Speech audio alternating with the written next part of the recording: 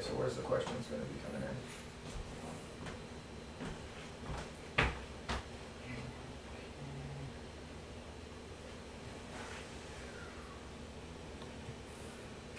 think we're good, Amber. I think we found a solution. Oh. Maybe just go ahead and say it. Anywhere in here. Thanks for doing that, though.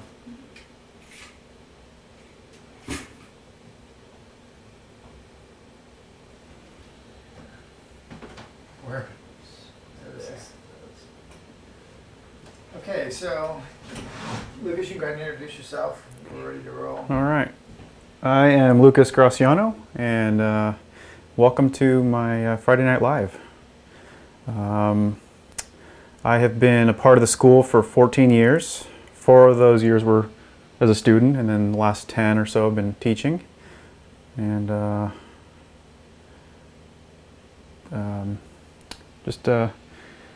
yeah, it's a good school. So it's given me a lot of the ability to do kind of what I like to do, and you know, I've got a lot of my foundation training there, and pretty much all my foundation training. I did a little bit of schooling at a local junior college. Did some nice introductory Photoshop classes and perspective and some pretty cool classes, but nothing like what you get at the school. So and then I just kind of made it, applied that information and put it towards what I do, for illustration, fantasy illustration. Okay. And yeah, it's. So Lucas, yeah, we're just kind of getting ready to. If you guys have questions out there, I'm going to be fielding them. I'm Jeff.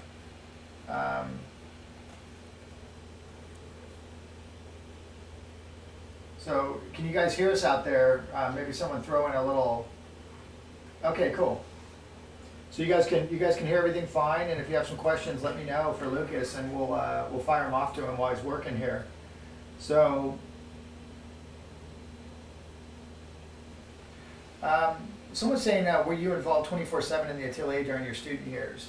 I mean, how often? I can't remember how often you were in, Lucas. What were you? My first year was actually pretty sparse. I was only taking 1 or 2 classes a term, and it was all like the specialty stuff, like concept and perspective and things like that. And it took me a while, but I finally realized I needed to learn how to draw too. So I started doing, after my first year, I started going, 4 classes, 5 classes, doing the figure drawing and all the core stuff and working on my drawing. But during that time, what was kind of cool is I got a chance to meet some of the other students in the school were working professionals, and I got to make friends with them, and even got some work in visual development with Sony from one of the other students, and that kind of allowed me to keep taking some classes and keep working on my skills. And then over time, I had gotten the skills to be able to do illustration, and I think that was kind of a better fit for me. I definitely was not I wasn't really built for concept design. I'm just not as not as highly creative as a lot of those guys are, and it took its toll on me, and I just knew I wasn't real happy doing it. So the next venue for me was illustration, and it worked out pretty good, I think. Lucas, someone's asking what made you embark on the journey of illustration? Why traditional and not digital? That's a good question. I actually did start digital. I may have been one of the few people that has actually gone backwards with that.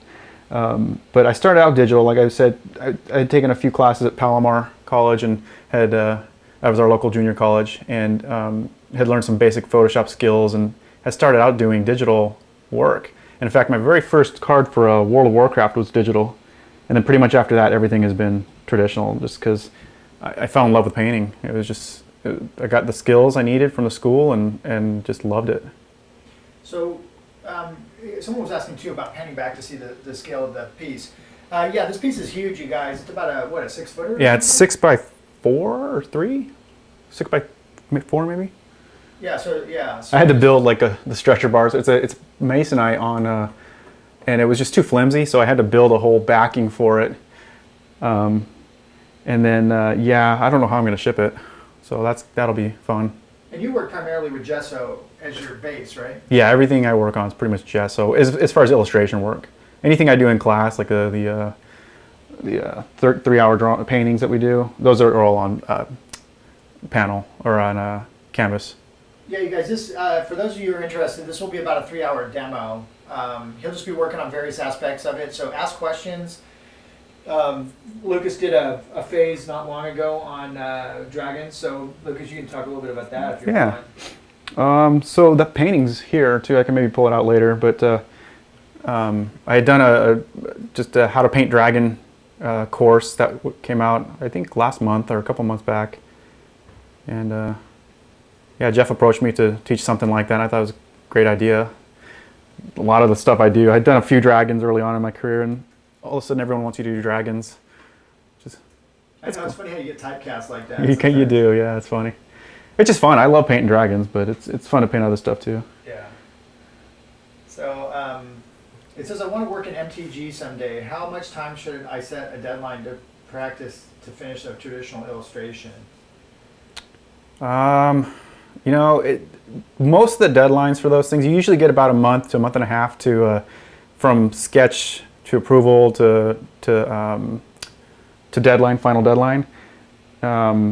So I mean, I try to give myself 2 weeks per illustration, but I mean that's in a perfect world, and it just doesn't really happen all that often. So I'm usually completing my illustrations in about a week.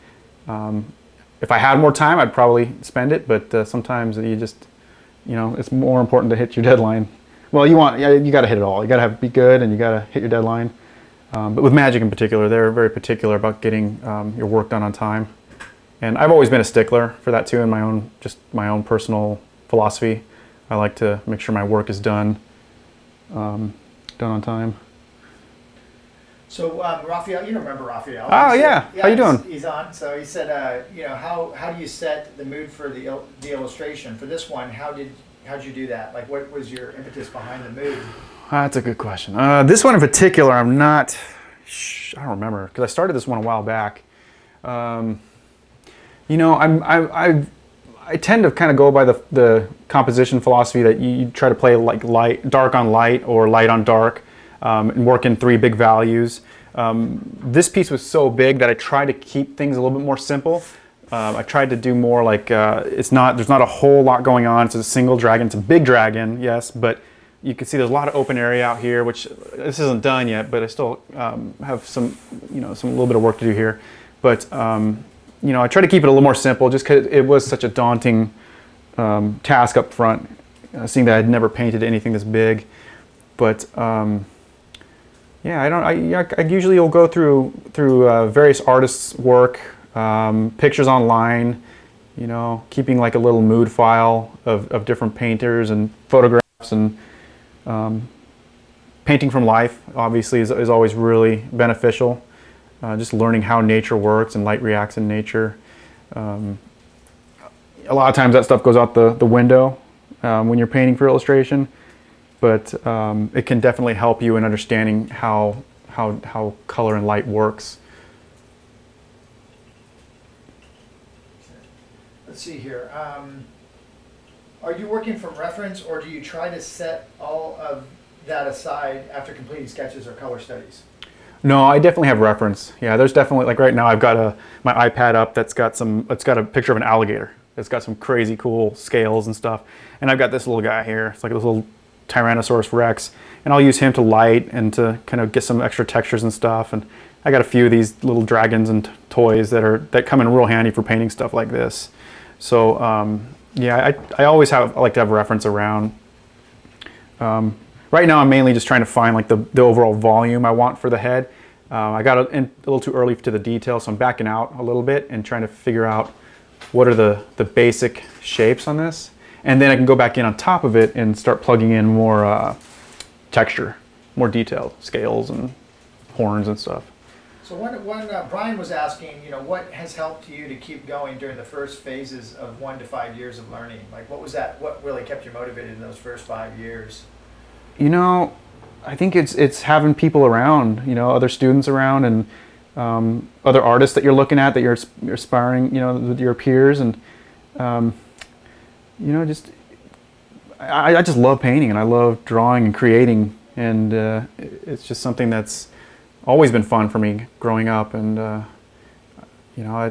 think I don't know. There's probably a lot of different stuff, different things inspire me, but probably a lot of the students around the school. You see them getting so good, and there's like this healthy competition to do good and to want to keep up, and just compete alongside them, and it's fun. So it's a really good, healthy environment, and everyone kind of grows together. I kind of answered the question, I think. I've got a few more. I was answering one here for somebody else by typing. Sure. It says I am very beginning in drawing. I got a lot of books how to draw. I can't understand how people have their own style. I really don't understand it. What is your thoughts about it? Style? Actually, I had the same question when I was younger too. I didn't know. I thought that was something you kind of strove for, like it's something you were trying to get. But in my experience, and I got the same answer from this other artist.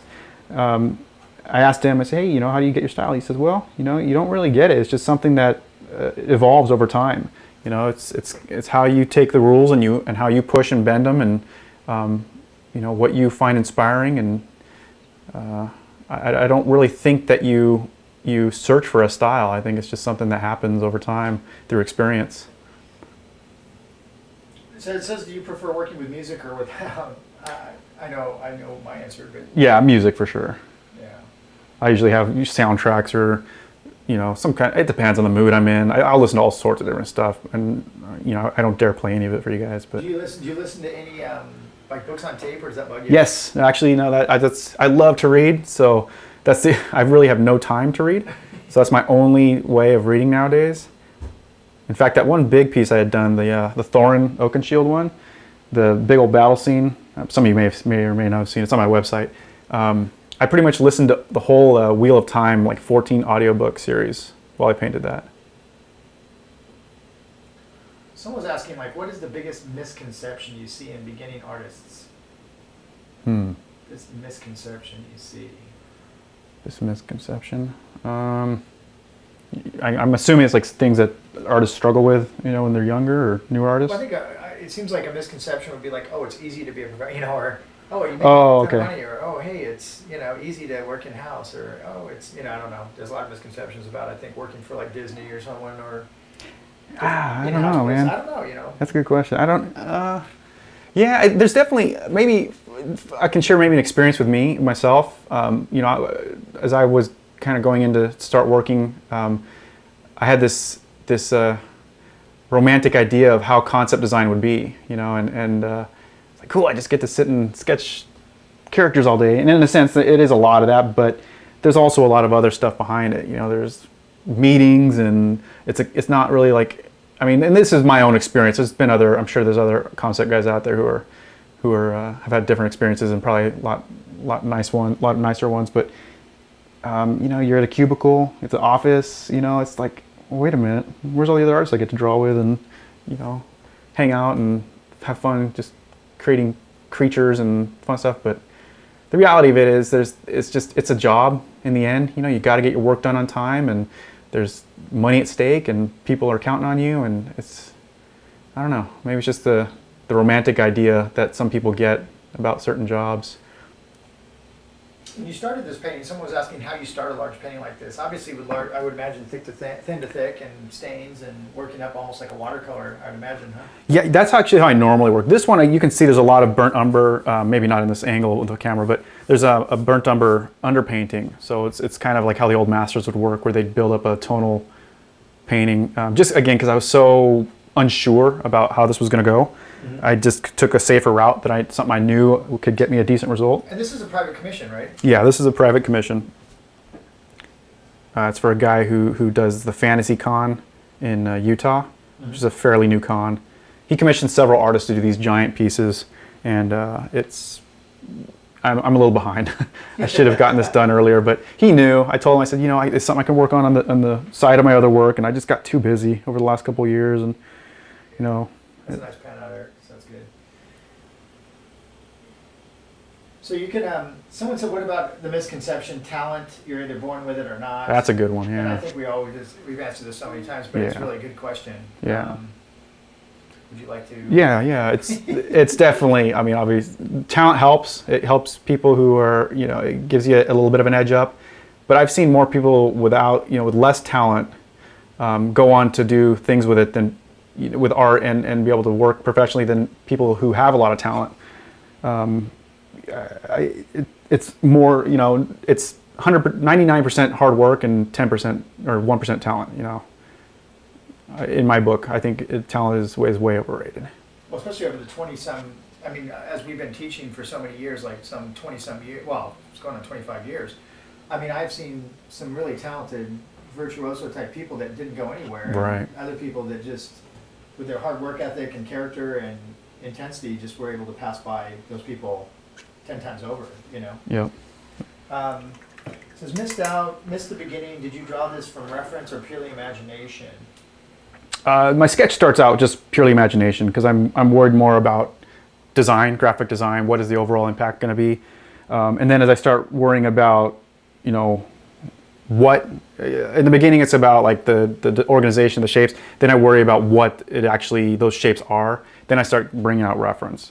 There's like I had said earlier, I had the little guy here, the little toy dude, and I've got like the my alligator picture up here. I've got a book on the smog from The Hobbit. So I've got a lot of stuff up and around me. I've got other artists out, books that are within, grabbing distance that I can go to, different artists' work that can maybe help inspire me in an area where I might be having trouble. But I definitely use a lot of reference. Especially, I mean, things like this, they can get real cartoony and goofy, especially a fictitious creature like this. So having that reference helps me ground it a little bit more. So Lucas, some of the questions are kind of repetitive, so I'm kind of picking and choosing. That's one. cool. So anyone out there who I don't ask you a question, it's not anything personal. It's just simply might be redundant or kind of similar to one we've already asked. But how long did it take you to become a working artist? We kind of already asked that, but or talked a little bit about that. But in your opinion, how long did it take you before you started working professionally after you were seriously training with us?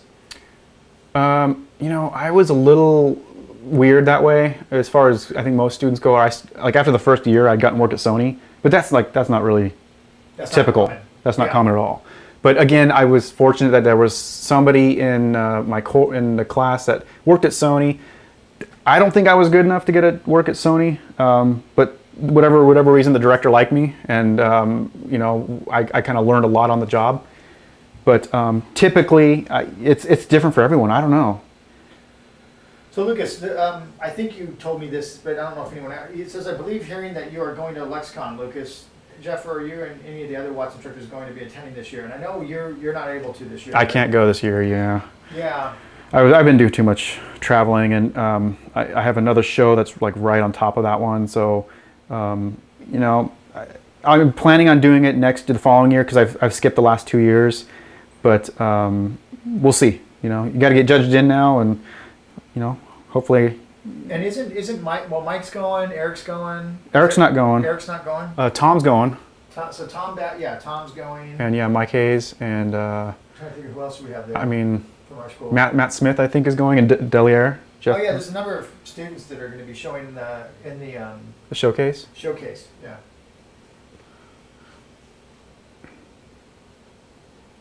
It's 5 a.m. in the Ukraine. Some guys watching. Oh, wow, that is so cool.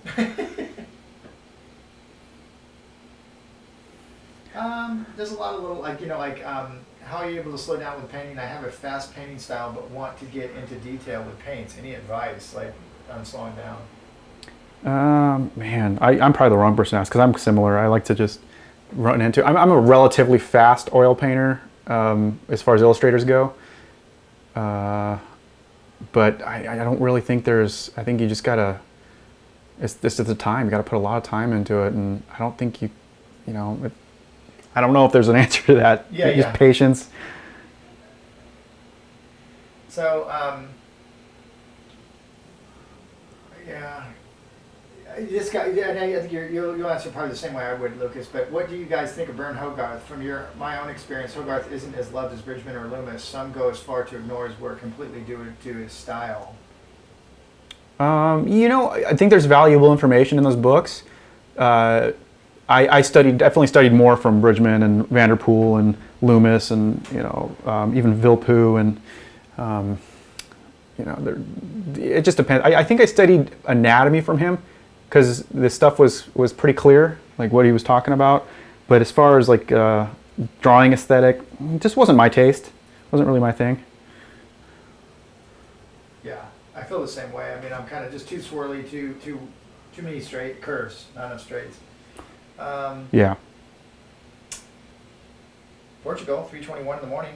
Nice. So, Actually, nice.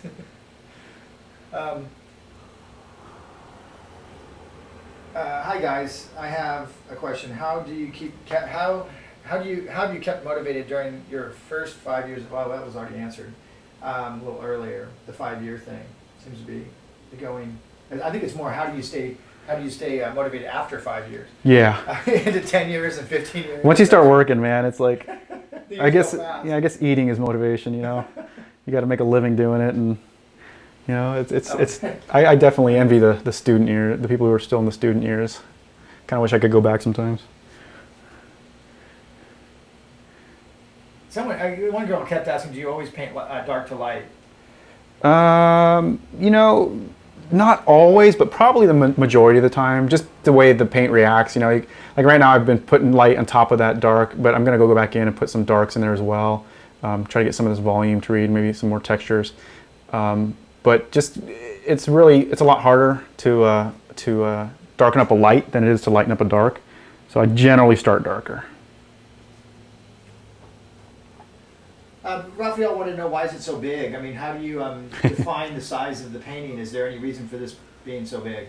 It was just the client's request. I believe me, I didn't necessarily want to do this, but So he actually asked you for a 6-footer? yeah. Well, I think this was the minimum size he wanted. I wanted a life-size dragon. Right. You might just get ahead there,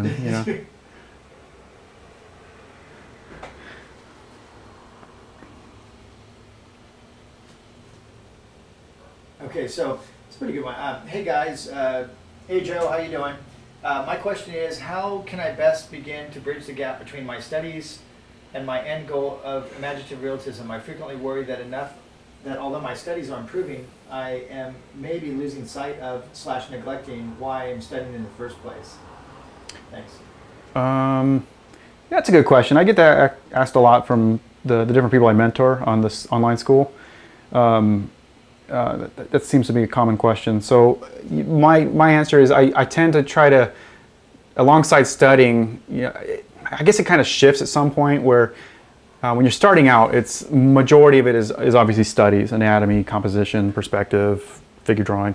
And then as you start getting more advanced and you start getting more comfortable there, you start to kind of segue into doing more of your own personal pieces while you're studying. And then at some point it kind of just shifts. I mean, you're still studying. I think you're always studying, but you're not. It's not as it's definitely more about building your portfolio and what's good.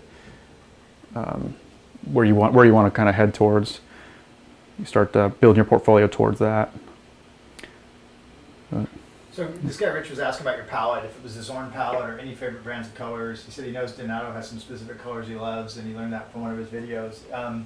What are you just using, a warm cool palette right now? Pretty much, yeah. It's what do I got? Titanium white, cad lemon, cad yellow, yellow ochre, cad red light, burnt sienna, alizarin, manganese blue. It's phthalo turquoise, ultramarine, sap green, permanent green, viridian, and black. And then I'll mix other colors too. There's other ones I'll go on and just experiment with at times. Sometimes I've got cad orange on there, and I've got some other funky colors that I've tried, and every once in a while I'll throw them up on the palette, but more or less they're convenient colors. Convenience colors, I just kind of dab into them if I need to, but it's kind of, it's stayed more or less a warm, cool primary palette. Yeah. I don't know if you knew, Lucas, that we're gonna have James Gurney judging our first competition this year. You know, somebody told me. I don't remember who it was, but that's awesome. Yeah, that'll be fun. I haven't even we haven't really announced it yet. But Is it a competition through the online school? Yeah, yeah. That is so cool. Yeah, it'll be really neat. We haven't really announced it yet, but soon. I met him once, and at the workshop he did for the school, and just the nicest guy. Yeah, he's really cool. Yeah. So on this head, how tight I'm just asking you this, but how tight would you consider finished? Because like, you know, the muzzle on it looks almost finished. I mean, that's a cool lost edge, and I like the blowout on the mouth line, you know, kind of. Yeah, I won't continue that. That's really sweet. There'll be some more texture in there, just because I know. I mean, that's the other thing when you're working as an illustrator. You have a boss, you know, who says, "Well, I want it to look like this," within a degree. Yeah. So you know, they definitely want more detail. I find a lot of them. So yeah, I mean, but you're pretty loose. It's the illusion of detail. It's the illusion of detail I try to go for. I love with like Justin Sweet and all those guys. Oh yeah, Justin's one of my favorites. You know, a lot of the Great Indication, you know, Phil Hale, all those guys. Yeah. Yeah. So most of the questions right now are pretty chill. So I'm just kind That's cool. Yeah. It's nice to hear some familiar faces like Raphael. Yeah, it's neat That's to see awesome. you guys. Thanks you guys for tuning in. A lot of really cool. Let's see if eventually just came in.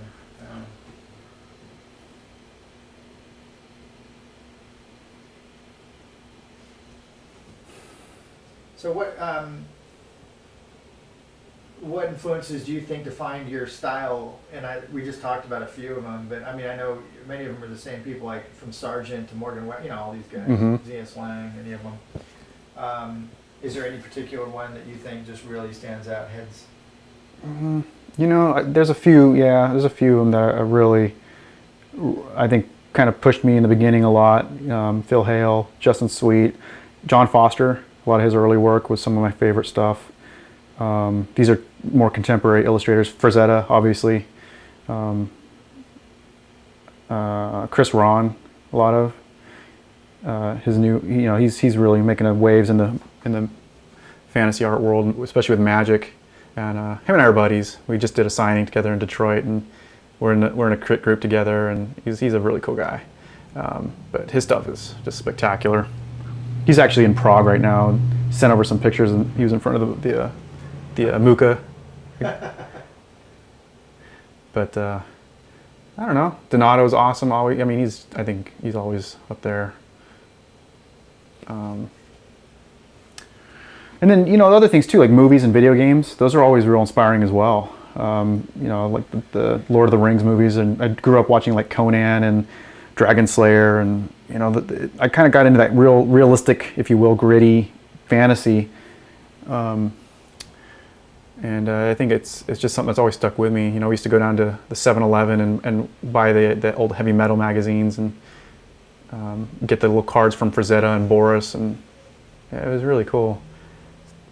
I've probably introduced that stuff too young of an age, but I was weaned on that stuff. I know my dad had no qualms about letting me draw barbarians and crazy stuff. That's awesome. But those of you who've, you know, listened to him, you know why he's pretty funny that way. What's your best tip pertaining to edge control, i.e., making the most out of lost/found and soft hard edges? Give you some. You know, what was that, a tongue twister? Yeah. You know, I this is a lame answer, but I just push it around until it looks good. You know, I just keep moving it around, and I try to find a balance. You know, I try maybe not to concentrate too much on just one spot and just open up a little bit more and see if it's working as a whole with everything else. And I don't know. That's a tough one. Let's see. Okay. I'll start ratcheting down a little bit more too here in the design, in the textures. Like these are a little bit broader strokes, so still try to keep them broad, but on a smaller scale maybe. I guess more simplified shapes would be better, brush strokes.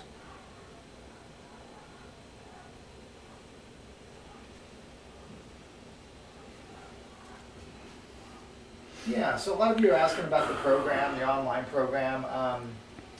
These are really kind of, they just show you a little bit about how we explain things and how we teach. Online's a lot more thorough, the high def, lot better camera. We're working the cameras a little bit more than we used to on these, but online we have, really solid setup that we normally use. Sometimes we're traveling around doing this stuff, so it gets a little harder to control. But it's mostly just showing you kind of what we do and how we do it. But, on the program where, just kind of reading through some of these. Some are redundant. Also tips on how to determine a hard edge versus substance. How about varnishing? Do you varnish your larger paintings, or do you simply just work with your mediums and paints? I tend to just spray varnish my stuff. This one I will probably throw a varnish on. It'll probably be a spray varnish, but I had some trouble trying to figure out the brush on varnish, especially on the harder surface. I'm not sure. I haven't talked to anybody about this, and I don't know exactly why it was doing what it was doing on some of my paintings, but it would essentially separate on certain areas of the painting, and I don't know why. So I never got a consistent brush on varnish on my. I think it has to do with the panel, but I'm not sure. So I'm mainly just sticking to spray on, like a spray varnish.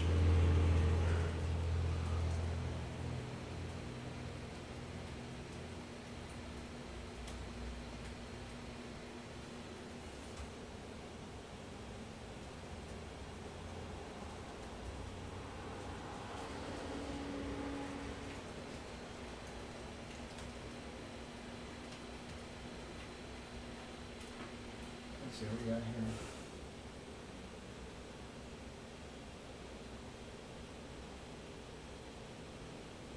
So do you photograph your paintings yourself, or do you make digital files? I think you do it digitally, right? You just shoot them. I shoot them myself. Yeah, I've got a pretty nice setup downstairs. I got those big old helmet lights and 55mm lens and Canon SLR, so digital SLR. So I shoot it myself, and I can get like 99% there with shooting it. My work, it's like almost exactly the painting. There's always a little bit of fuss work in Photoshop. Like usually my camera shoots a little more red, so I have to tone down the red slightly. It doesn't always come out perfect, but it gets really darn close. And then I just send out digital files. I know Wizards that you can actually send in your traditional files, but I have a real tough time sending my paintings out through FedEx or UPS, and I mean, if every time someone buys one, I was like, oh, you sit on your, pins and needles for like a week until they say, oh, it came. You're like, yes, it made it alive. Yeah, I just shoot it and then digital files.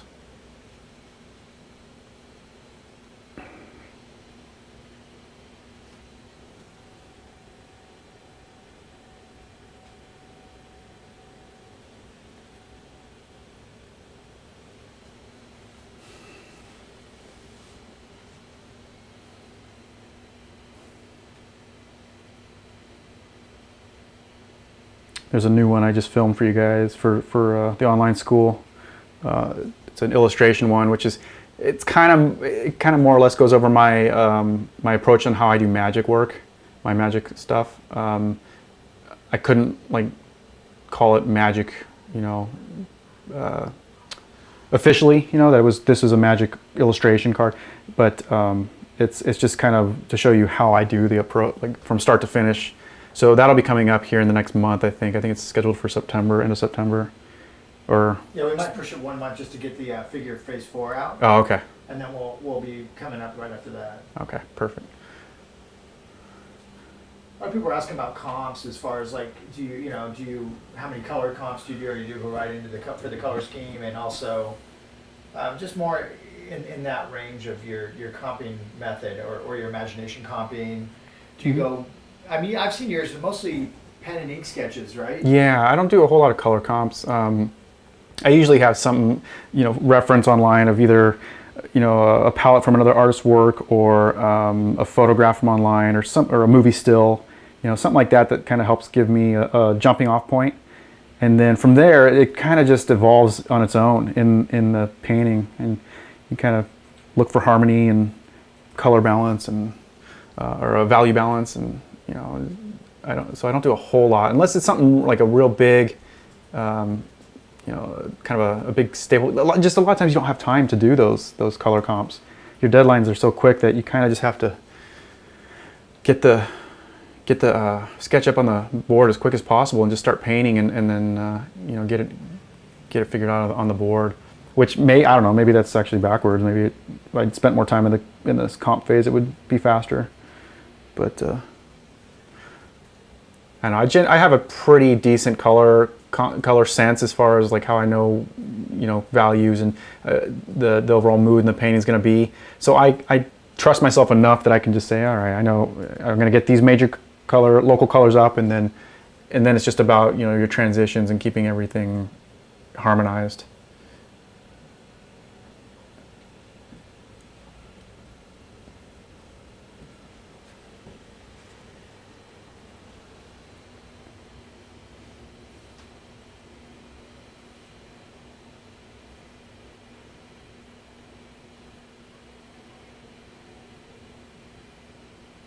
And one guy was asking if can drawing in a more cartoony style develop bad habits, and maybe early on. Yeah, early on I think it can. That actually happened to me because I started out doing caricature, and you and Eric were constantly like, dude, the nose is too big, and this is, I'm like, but I don't see it, I see it. And then it took me a while for my eyes to adjust to start to see truer proportions and shapes.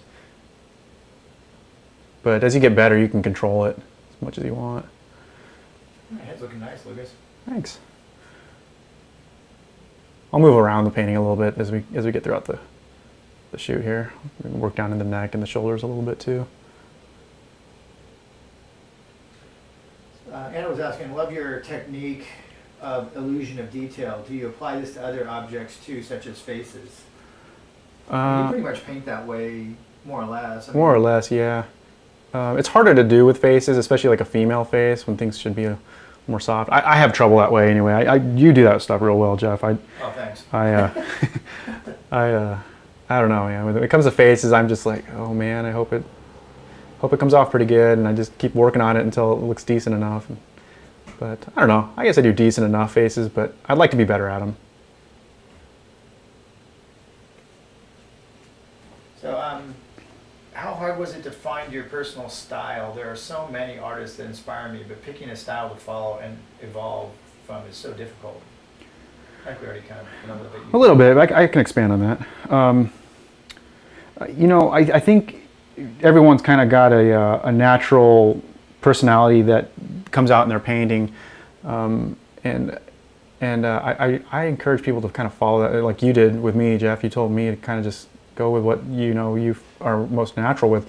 Even though I love looking at tight painters, and a part of me wanted to be a tighter painter for a while.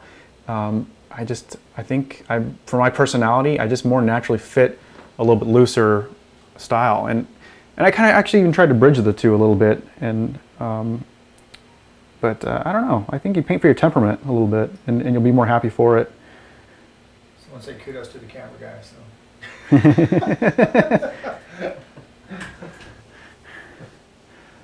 funny.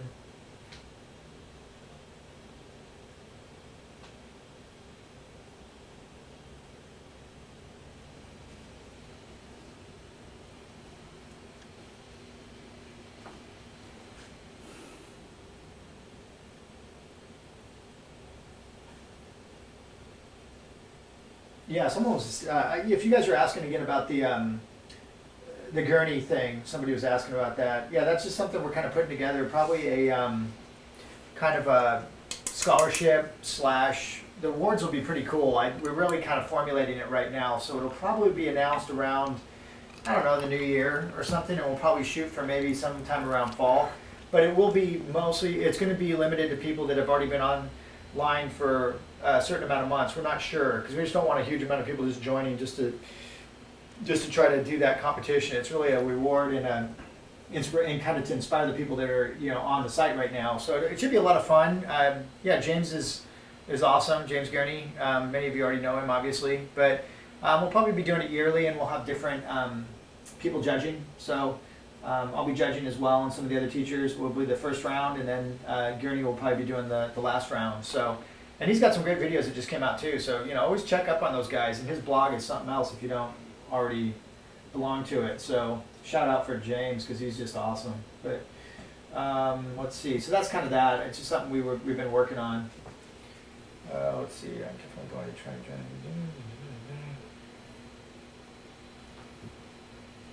It says, in your opinion, how much drawing is too much drawing?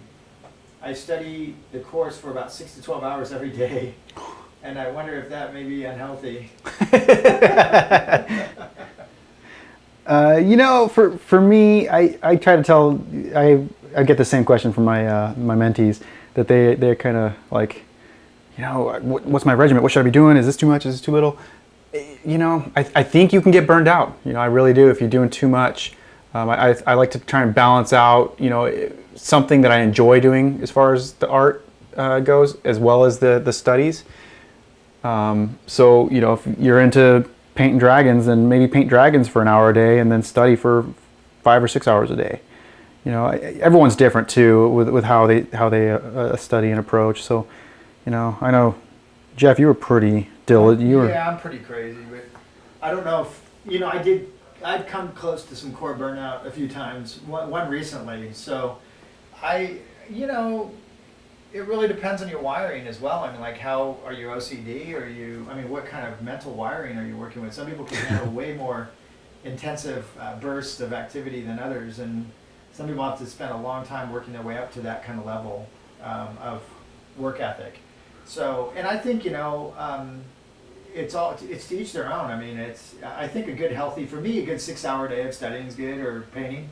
Maybe 3 hours and then take a break and go work out or something, and then another 3 hours. When I was a student, I was probably studying, because I was really intense and wanted to get good and pass that awkward phase, which nobody likes, which are those first couple of years, 2 to 3 years. So I was doing 15 classes a week, and I was studying. I treated it like a full-time job, about a 60-hour work week or 50-hour work week. That's what you would be putting in if you worked a full-time job, 8 hours a day. So if you can kind of think of it more like a job, it's a lot funner. But if you can think of it that way and you have the opportunity, then I would say, 6 to 8 hours a day max, maybe, would be good. If that. 6, every once in a while, take a day off. Variety, working out and things like that would be good also. Things that can help give you more energy, not take energy away. I don't know. What do you think, Lucas? That sounded good. That's, in my perfect world, 6 hours would be great. Yeah. I usually only get a few hours at night and in the weekends, just with my family situation, but that'll get better too as my daughter gets a little older and gets into school. Be able to paint more and be cool. Maybe she'll help paint along with me. Fill in that corner. Put her on lay-in duty. Yeah.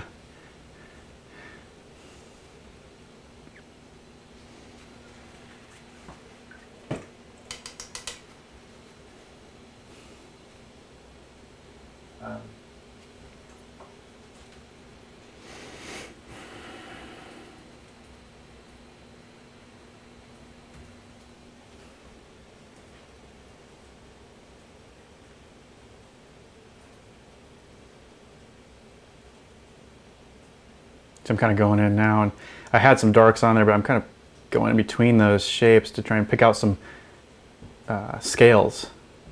And by doing this, I'm kind of following what's already kind of been mapped in. By staying loose like this, it helps me keep a little bit more of a spontaneous look to those shapes in there. Like, I never would have painted that particular texture in there. I don't know if you can even see that level of clarity on the video, but it's just one of those kind of happy accidents that I'm gonna use. So I paint for those accidents a lot of times. And to me, it creates a more natural look. But, that's just my way. There's a lot of other ways to paint texture or scales and whatever works for you. I was asking, does working traditionally versus digitally take you more time to complete a painting? Does this keep you from working on projects you'd like to work on because of time, or does that not matter? You know, like I said, I'm a relatively fast painter when it comes to oils in my career, and with most illustrators. But maybe a little bit. Maybe it's a little bit slower.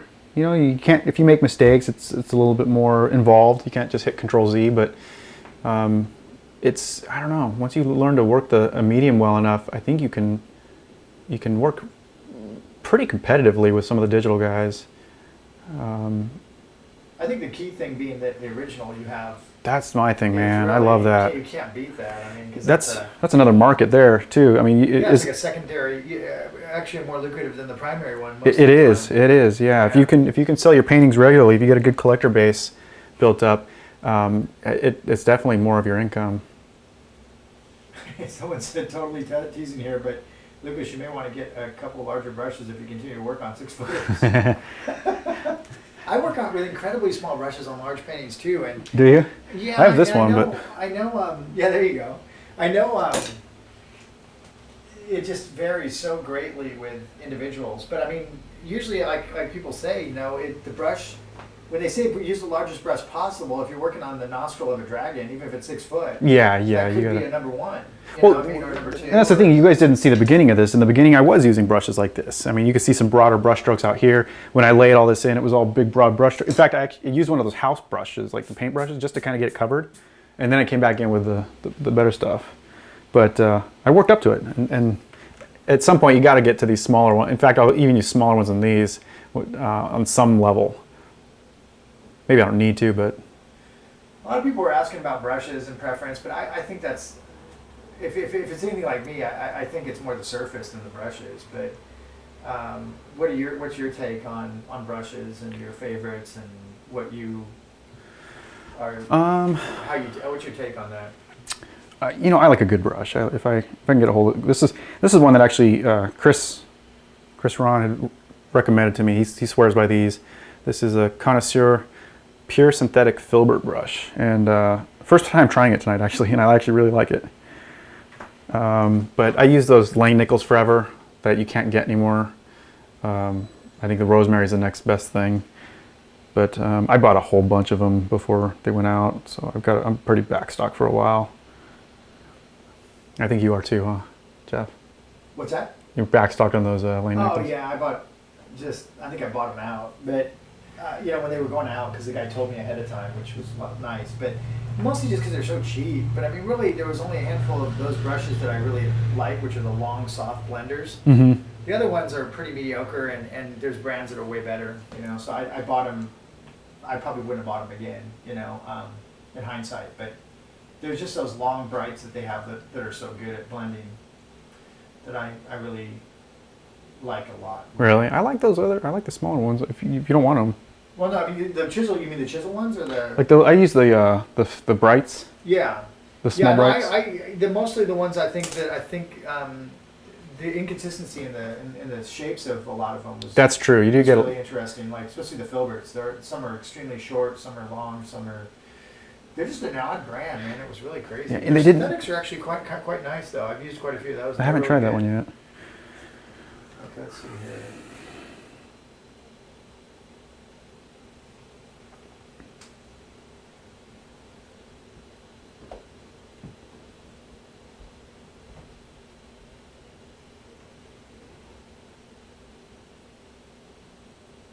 So yeah, one of the guys that was asking about in the studio, if you haven't really worked on this since then. No, I've just, like I said, this has been on the back burner, and I've just been so busy. I've got a bunch of client work, and granted this is a client, but you know, my regular clients, they take priority. Unfortunately, that's just kind of how it is. They're the ones that are consistent, and I got to make happy, and I just don't have a whole lot of time to paint, so I can only take so much. Right now, so yeah, I would like to work on this more, believe me, but it's one thing, which again I think the digital thing, a lot of people, because there are a lot of digital artists that are probably watching that are thinking about whether or not traditional kind of, you know, says I've heard some clients wanting digital work due to its usefulness in making quick changes. How have you had to turn down companies due to them requiring you to work digital? Yes, I have. But there's been clients that have wanted to work with me so bad that they're willing to work with me working traditional. So, it's just kind of, I don't know, it's a very small demographic of client that I would have to turn down. But I mean, right now I turn down a lot of people because I really only have time for like one or two clients. I just kind of pick the stuff that I think I would enjoy. I love the magic stuff, so I'm always taking magic work. A book cover here and there, but it's just I don't know. It's kind of bittersweet. I'd like to be able to take more work and work with other clients and get more popular in that arena, but it's just I can kind of be a little bit more picky and choosy too. I can kind of say, well, that doesn't sound exactly like what I want to do. But I mean, when you're newer, you kind of have to take what you can get, build a name, build a portfolio, do good work, get a good reputation on being easy to work with, and I mean that's a big part of it too. You got to be good. You got to be cool, because it's people just no matter how good you are, if you're not cool, they will drop you. I've seen it happen.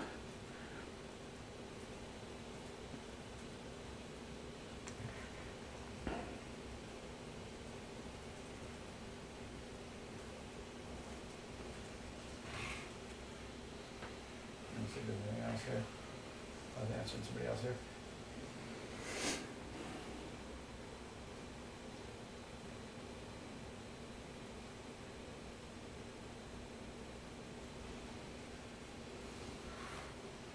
So, what is your opinion on setting up a portfolio for illustrators? Is it better to choose many different mediums and styles to show your range, or stay focused on one or two mediums? I would stay focused. It's tough because you want to be able to get work early on, and the obvious mentality is to have as much diversity to show, just kind of throw as much at the wall as possible and see what sticks. But in reality, I mean, your stuff that you enjoy doing it's going to show through in your work. You'll be better at one thing over another just because of your interests in it. And I would say just focus on that. I love dark fantasy. I approach dark fantasy companies. I've had other companies, contact me, like, young adult stuff, or, I mean, just stuff that's just not my thing. And I don't take that work because I know it's not going to be, I'm just not going to have fun doing it, and they're not going to get my best work. And I don't know, maybe it's just me.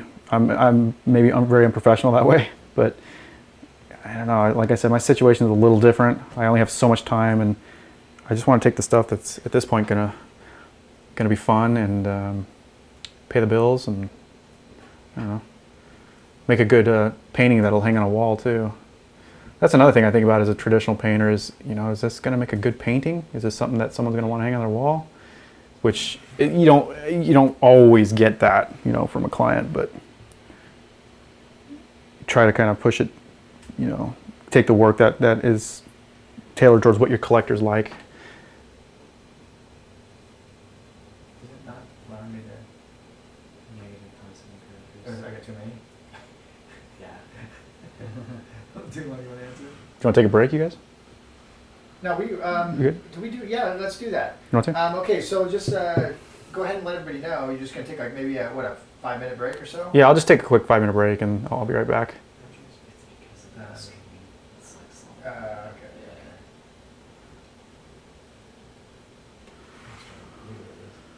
Okay, everybody, we'll probably take a break for a little bit. We'll be back in a second, so if you need to take a bathroom break or whatever, we'll be back here in a minute. So I'm good, Lucas. Cool. Yeah, that's great. People from Portugal and Ukraine, that's great. 3 a.m., that's amazing. Oh, is that a lag on that? What's that? Yeah, everything kind of lags by about a couple minutes. I think we're still live, right? Should I not be talking? It's okay. Just keep it PG-13. That's looking cool. It's a nice head. Thanks. So like, we're just let the keep coming over here so you'll finish the thing. We'll just keep. That might be the only way to do it. That's the only way you're gonna get it done. Yeah. Zoom in a little bit. That's really funny. It's funny because I keep like wrestling with it too. I'm like, I like this, but I don't like this. I want to just keep repainting areas.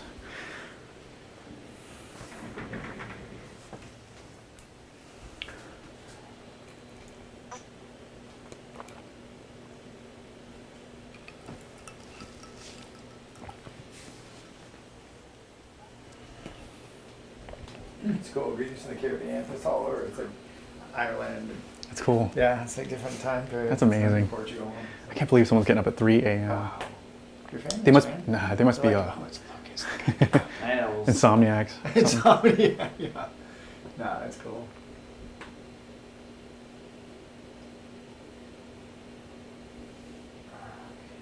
It's kind of good.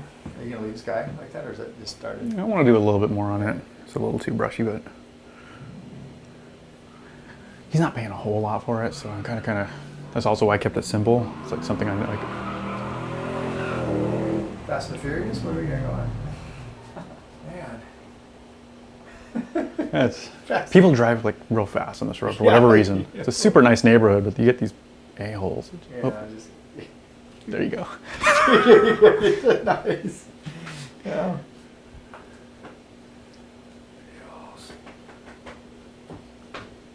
What do you got here? Brazil. Windows. That's cool. What's Caraco? Caraco? Where's that? Caraco? We're getting a map out. Yeah, where's my Google map? Where is it? That's cool. Wow.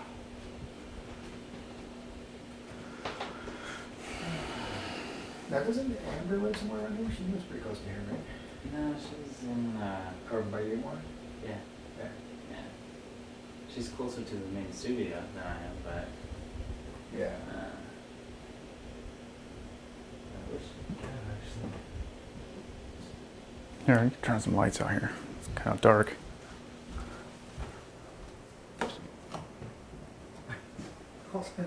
Hey. There she Rolling is. down the. I'll tell you why, would you?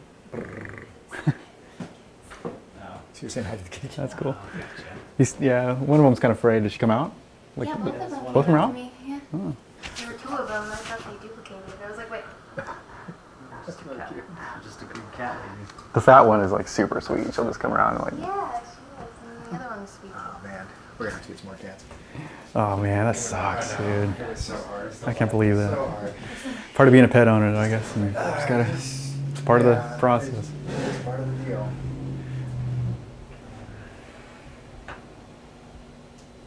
All right.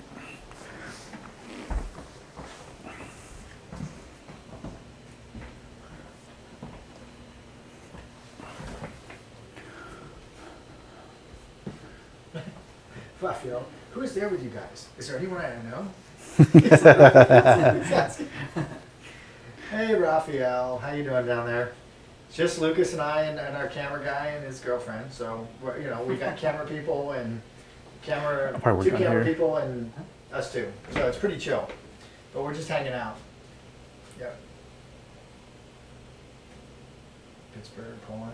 Raphael, you still fighting the good fight, man? Drawing a lot?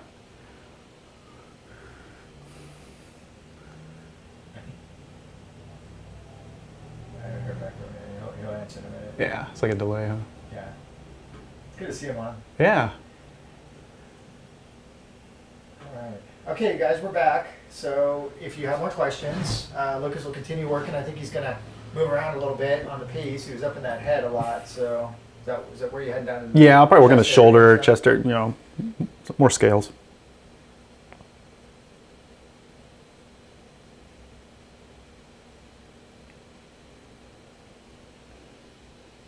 He says, I am Lucas. That's what Raphael says. Good man. I almost went to Brazil, Sao Paulo last year. All right, keep pushing play. I like that. That's what I was saying. I think I've said that a million times so far on. That's. It's a tagline, come on. It's cute. Thanks. That was what I was going for.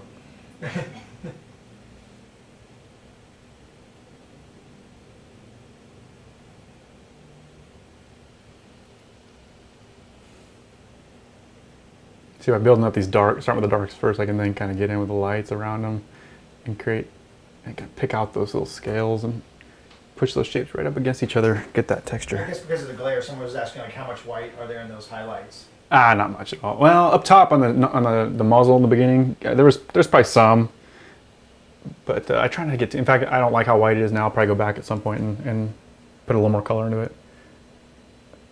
But I always try to mix some kind of color into my white. Never really go straight white. Maybe I might if I have like a super shiny armor or something like that.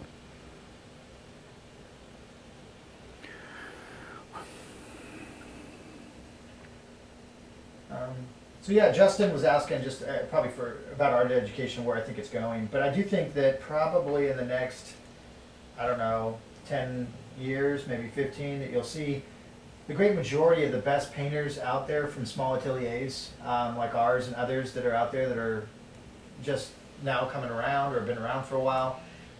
Like most things, the ateliers are similar, can be similar to the bigger art schools, so you have to be careful. Art Renewal Center is probably your best bet for checking them out. But also going out and maybe taking a workshop with them just to see how the environment is. Like we offer a boot camp once a year, which we have coming up in a couple weeks, and that's really for people to check out the school, to check out the program. We do it 8 days. It's incredibly extensive. I haven't seen too many workshops like it, but with the amount of subjects that are covered. But it really is an overview of showing people where they're at. But I do think that the ateliers, because of the intimacy, the pricing, and if you can find the right ones with the right teachers that are there willing to teach, that's the hardest part. Most of the guys that are good enough to do it are too busy doing it to teach. So it has to be a really rare combination to get those people. But the art education is definitely heading back towards the more intimate environments, I think, because people are disillusioned with not only the cost, but just the inefficiency of not being able to repeat concepts in the larger schools. They're not necessarily bad. They're just kind of hamstrung by their own structure. You know, the way they're structured, they can't really operate ideally because of that structure. And it's part government, it's part them, it's part the accreditation process.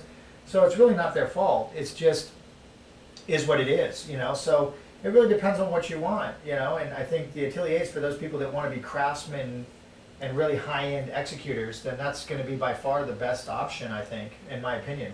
So. You know, that's how I see it.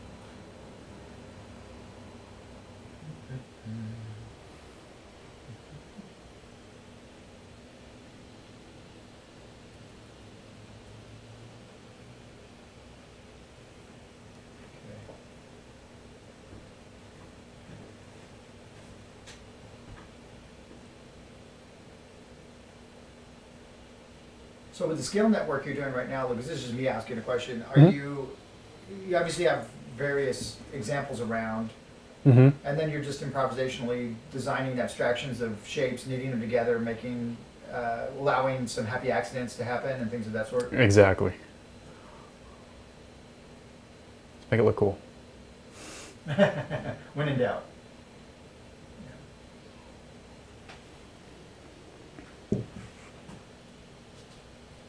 Yeah, and so I'll go back over, like I'll do layers of that stuff too. So I'll go back over areas like in these scales here, I'll go back in and hit a couple highlights and get the volume of that scale to read a little bit more.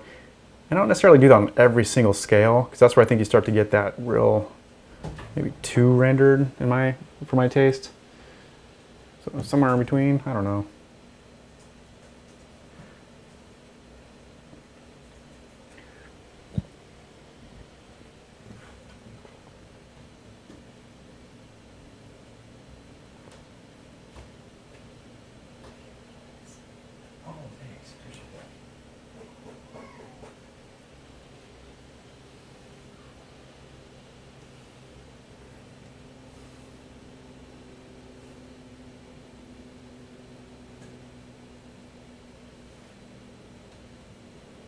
kind of borrow from different types of animals too.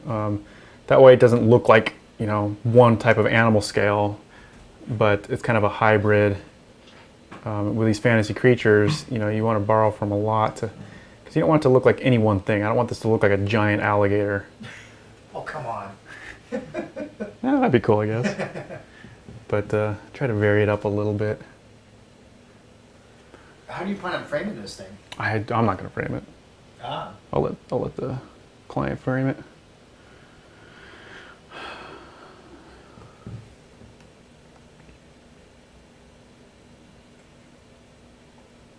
But I know who I could talk to. I know somebody who's done some big framing. Yeah.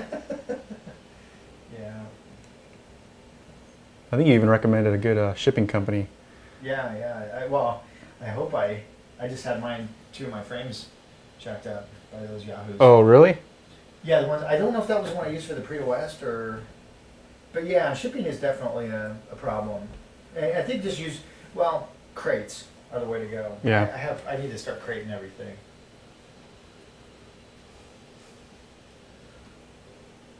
Yeah, I was gonna say, let me see here. Just find a Raphael here. He's awesome, man. He contact me like every once in a while to say hi.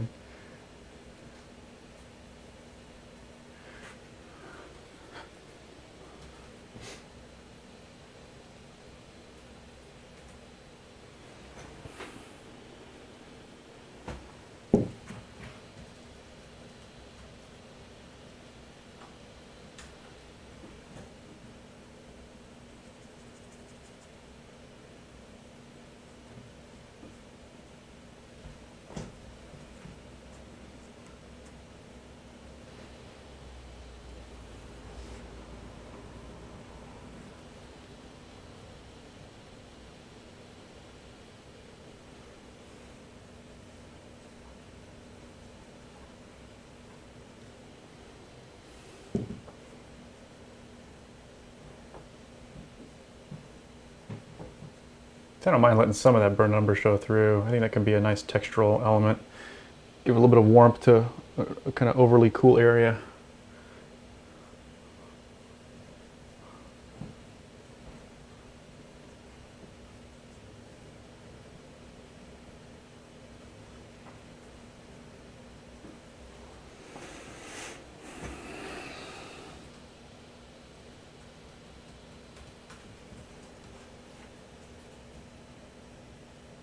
I'm trying to capture kind of a rhythm of these shapes as well. They kind of roll along the form, the cross contour of the form.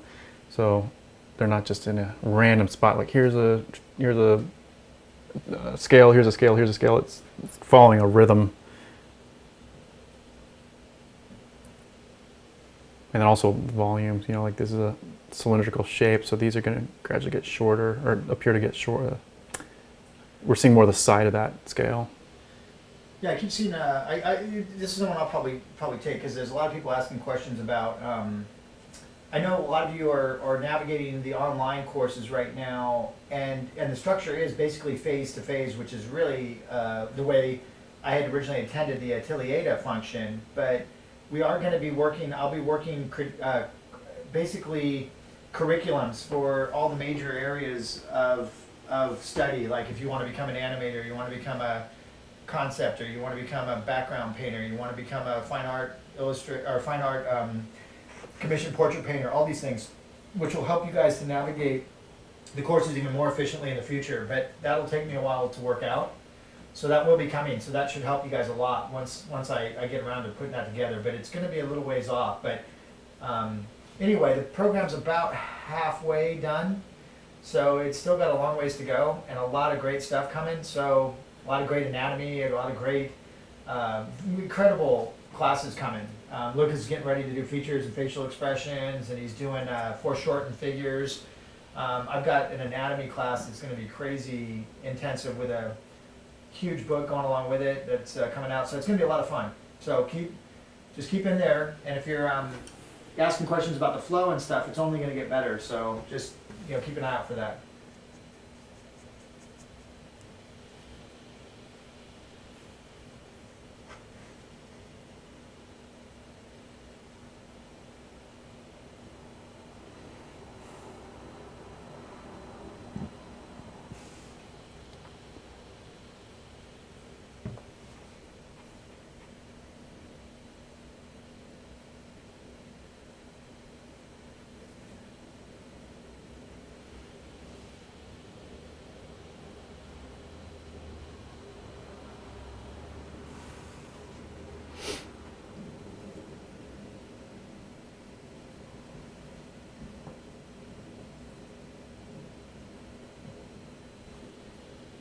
change these colors on the scales a little bit, so it's not too much even color.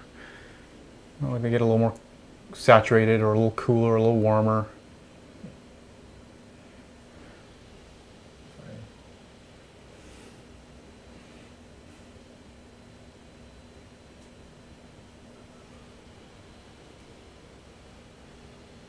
So do you use? I'm not.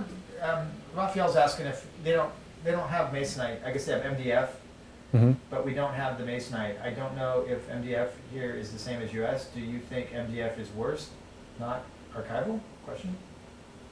I don't know for sure. I would assume it's okay as long as you're priming it with some good stuff. But can you get the Liquitex Basics down there? Because that's the stuff I use. I use Liquitex Basics to prime my surface. I painted on some other stuff. I painted on birch, and there was something else I painted on that was relatively smooth, and it worked out pretty good. But as far as the archival part of it goes, I can't speak for that.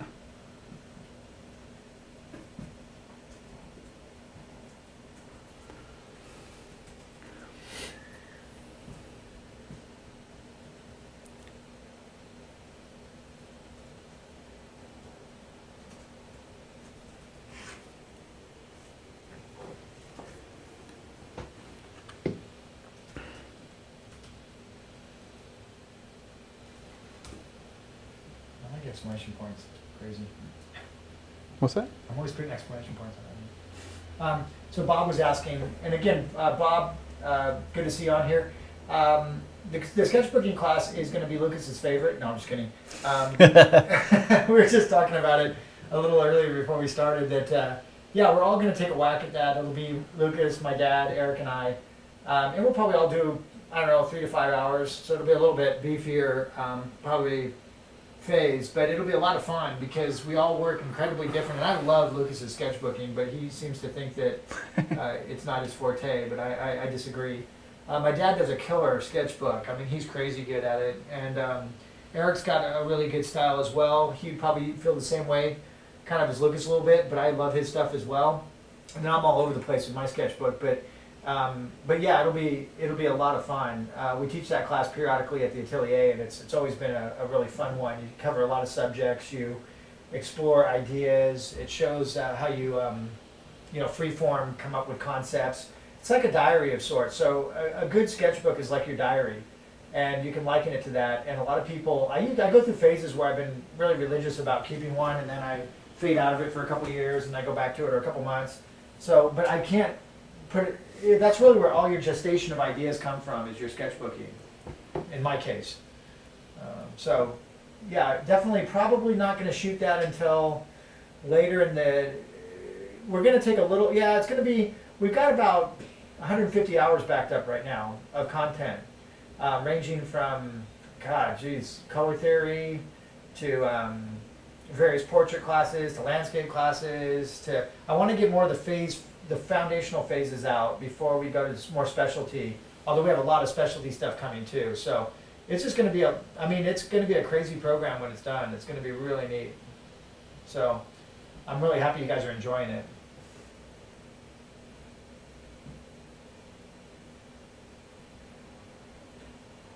Yeah, somebody was asking me about when I first started, how did I keep my head above water paying rent on the school without many students?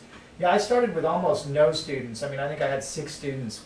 I lived at home with my folks is what I did until I was about 27. I don't know how old I was, pretty old.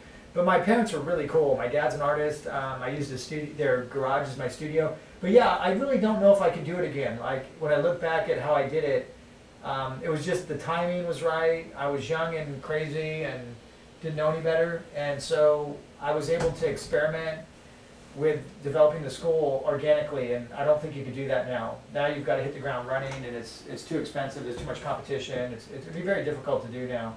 So I'm glad I did it when I did, and I'm happy that it's still around, but it's been a labor of love for sure. So, let's see.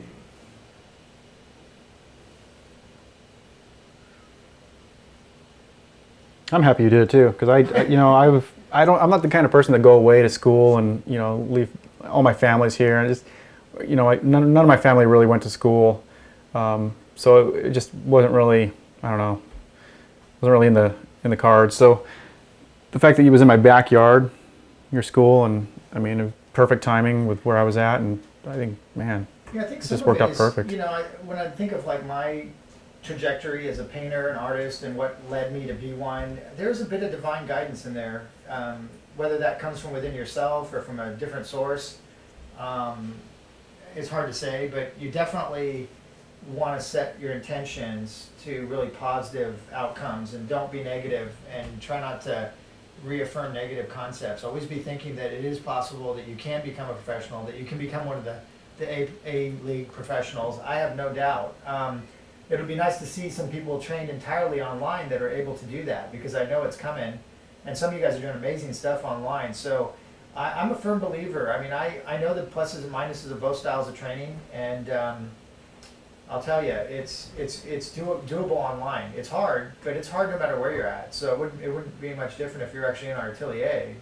So some things are better online, some things are better in person, but they're both incredible opportunities, especially if you're stuck somewhere where you just don't have any possibility of getting out. You're just going to have to dig deep and find a way, but you will. And just have faith in it, and just have, always keep a positive attitude.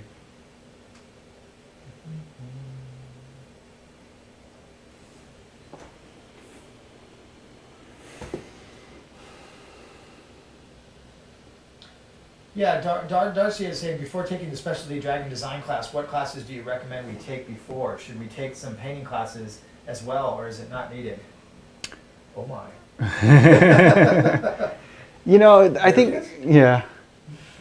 A lot of those courses are designed that, with the thought that you kind of know the mediums and you know your kind of fundamentals, but they're also kind of just great. I mean, I would say maybe watch it, but you don't necessarily have to kind of follow along or like paint along with it, but watch it for the information. Just to that extra bit of know-how can carry over into any other parts of your studies as well. And I don't know, I think, yeah, I think, you're going to want to have your fundamentals down, like how to mix, and you're going to want those, work your way through the palette chain, like we've structured it, where you go through some Zorn, you go through some warm cool.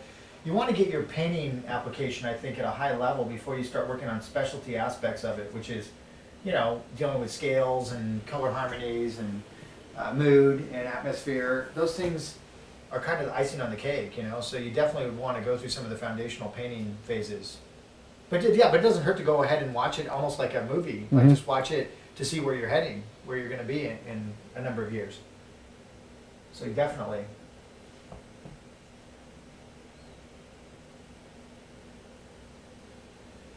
Yeah, I think Rand, I'm not sure about the watercolor thing. I mean, we may do some watercolor. It's a beautiful medium. I mean, one of my favorites.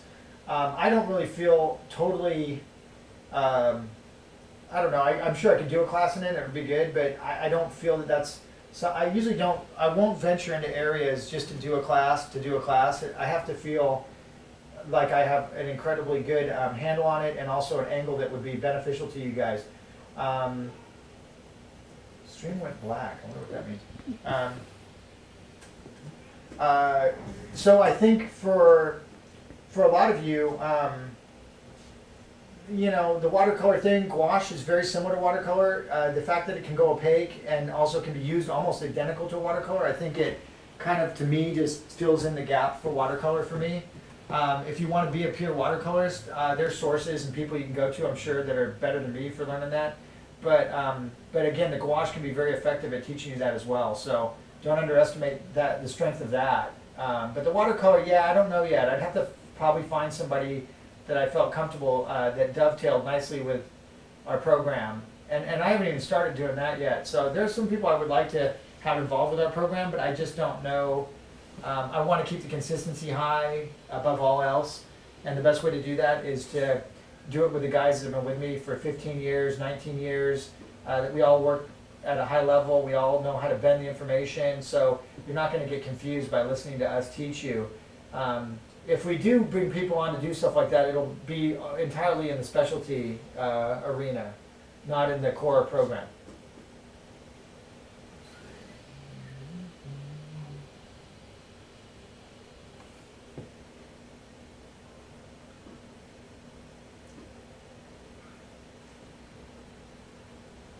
So, Greg, as far as my next book coming out, I've got a couple on the. I've got one that's pretty much ready to go. They're just kind of expensive to do, so I've been kind of holding off on doing it. But I do have a female quick sketch book that's all queued up and ready to go. I'm trying to find a better printer, more reasonable printer. So that's kind of in the works. I've got a big anatomy book coming, hopefully by next summer, and that one's going to be something else. So that one I will be spending a lot of time this year. I mean, I think it's over 600 drawings, and if each one's going to take about an hour, that's like 600 hours on that one book. Not to mention the probably 60 hours of video that's going to go along with it. So that's just one phase. I mean, so for me, you know, if that gives you any idea of the magnitude of some of this stuff. So yeah, it's an incredible labor of love. So I'm really glad you guys are liking it because man, this stuff doesn't fall off the brush and it doesn't fall off your anything. It's just a lot of work. So yeah, but I will have some more books coming. I just like everything. It's a long-term. You have to have long-term focus, just like in your training, and you have to do the highest quality work that you always can possibly manage at any stage in your development. And so that's very important for me as well. So, I mean, that's the most important for me. Someone's asking if you could zoom out a bit. Maybe, I don't know, every once in a while we can do it. Let's see, just a little, that sounds huge.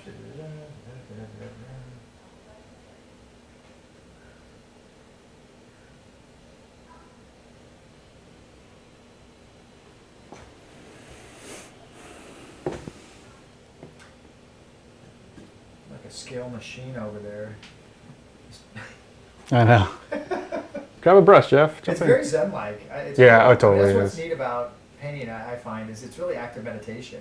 So in a way, you're focusing your brain at such a high level at all times when you're just doing it. Mm-hmm. That's one of the biggest pluses, I think.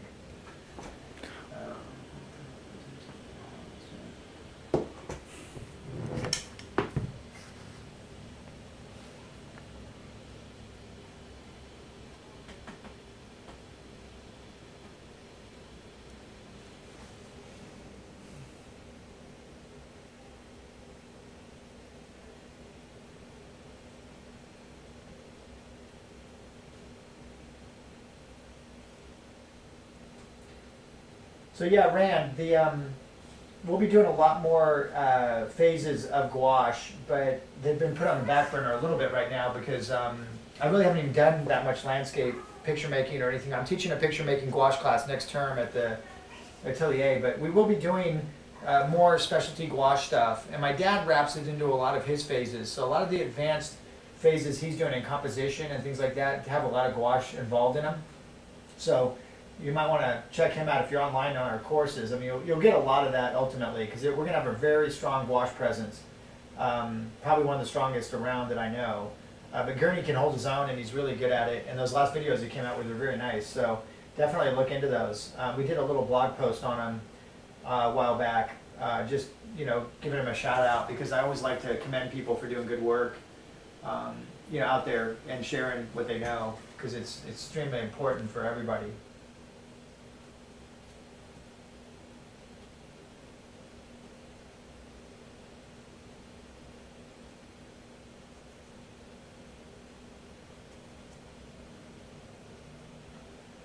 So what, do you use any maquettes? Do you make any little maquettes when you're working? I have, but not like to the extent that Gurney does.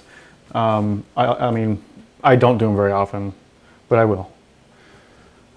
I've built like a little dragon head before, and I've got a really cool like reference. Like the Asaro head comes in a lot of handy, but there's this doll dude back there who's really like it's hyper realistic, so you can light him in a way and you get skin textures and stuff that are pretty incredible. It's made by Hot Toys. Hot Toys does these incredibly detailed little maquette toys, and they're great for lighting. You can get some real believable shapes and textures on them. Yeah, it's great to see you guys like Bob and all you guys talking about the skill cycles as well. Those are really important on online to keep your motivation up. So I'll be doing, I think we're going to be doing video critiques now for the winners and working with them a little bit more intensely in that stuff. So yeah, those skill cycles are really, really good. I know a lot of you kind of come in and out of them, but if you can get into that rhythm, it can be a neat thing to look forward to each month to give you a little extra push.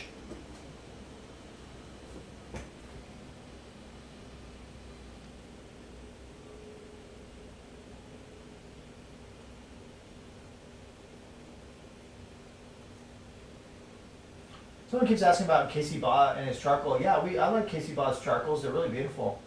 Kind of very Schmidtish, look kind of like Richard Schmidt. And there's a number of people that do that really well. The really pure painterly charcoal work. So yeah, Casey's awesome.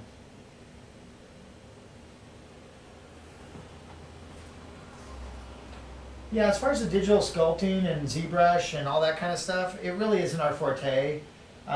Most applications in digital, there are some schools like Noman and other places that are really good at doing that, and you know, keeping up with the computer software, keeping up with it. It's just it's an expensive way to have a school, and it's kind of so much fads and so fast moving that it's hard to stay on top of it. So I've never really been that interested in chasing the digital arena. I think it's like anything. It's a new branch of a medium that, like digital photography or anything, that'll be very popular, and it'll have a place in the history of art, and it will continue.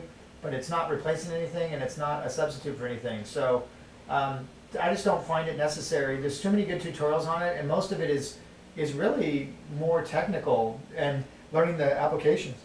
Not so much. It's not going to teach you how to do perspective. It's not going to teach you how to do color theory. It's not going to teach you how to design a nice elbow or knee. Those are all things that you learn traditionally. Now you could learn them doing digital, and just draw everything with a Wacom or Cintiq and just train that way. If you're a diehard purist digital guy or girl, you could definitely adapt our lessons to digital and garner a huge amount from it. And that's your prerogative. If you wish to do it that way, I don't see why not.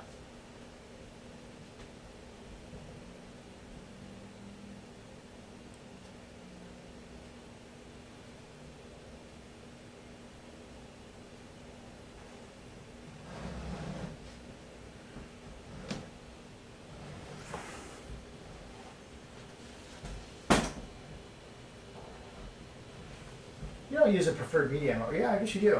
Is this the third, a third, a third? Or? Nah, it's just linseed oil. Okay, so you don't. Looked suspect to me. I almost drank it a minute ago. So Dude, do you have your water? You got it? Yeah, Okay. now, good. If you guys want anything, man, just let me know. Okay, well maybe next break we'll Yeah. grab something sweet, something to drink. Some whiskey. Yeah, there you go. Shot of tequila or something. Let's see.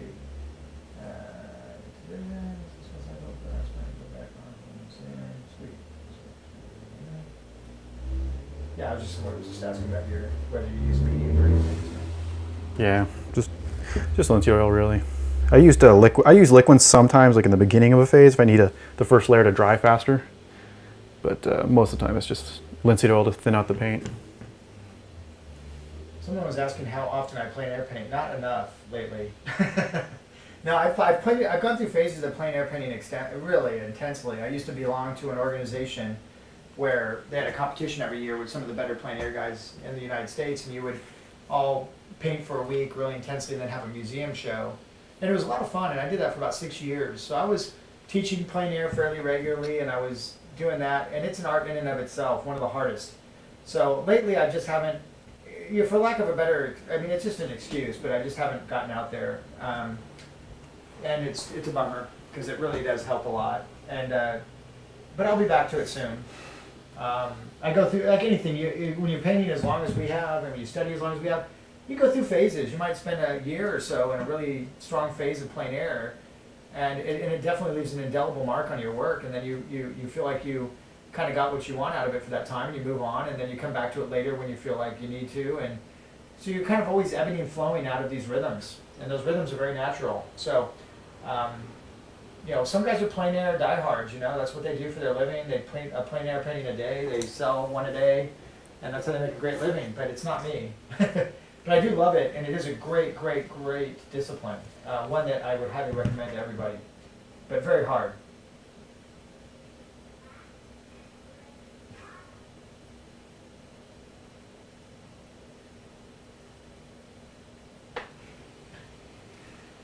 Do you ever use Japan dryer or anything, or Cobalt dryer, or do you have dryers? Just liquid. Okay. No dryers. Just Sorry. Wish I had more for you. But I don't know, I think that's kind of the whole point. I like working in oils is that it'll stay wet and you get different types of effects at different stages, and you don't want it too wet for too long. Obviously, you do need some time, some areas of it to dry, and ultimately in the end, you need it to dry. But yeah, no dryers. So yeah, Francisco asks about the 1710B pencils. I know a lot of you guys have a hard time finding them. There's other pencils. I mean, you can adapt any number of charcoal pencils. The problem is most don't sharpen to a long taper. They're too gritty, they're too brittle, they fall apart, they score the paper. I've tried most of them out there, and whenever I see a brand I don't recognize, I'll try it and see if it'll work with the method that we do. You can use the monolith graphite pencils to a similar way by sharpening them in a regular pencil sharpener. They sharpen to a long taper, and they're a lot heavier than most graphite pencils. So if you were going to use a graphite pencil to emulate what we do with charcoal, I would say the monolith pencils or something, a solid graphite pencil would be your best bet. You can't really sharpen them like we do with the graphite with a razor blade. They don't work very well, but the pencil sharpeners do a pretty good job of getting them fairly long, so you can use them on their side. It is somewhat personal, but not really. I mean, we need to get calligraphic strokes like a paintbrush with our pencil, and the only way to do that is with a long taper. You can't, it's very difficult to do with a short taper. It makes you go up on the tip, and then you end up scratching around creating linear drawings, which aren't bad, but they're not teaching you how to paint. And so we use that 1710B because it's the most durable pencil that I've found for this particular style of working. But the Wolf's Carbon 4B or 6B is really good. You can use the Generals, soft and medium are pretty good. There's a bunch of them out there. It's just a matter of you finding, and you may have some pencil that's more available in your area that I don't even know about that might be good. So try going to your art store or ordering some that you think might work and just sample them. They're usually not more than a couple bucks or something, so it's not going to kill you. But that would be my suggestion.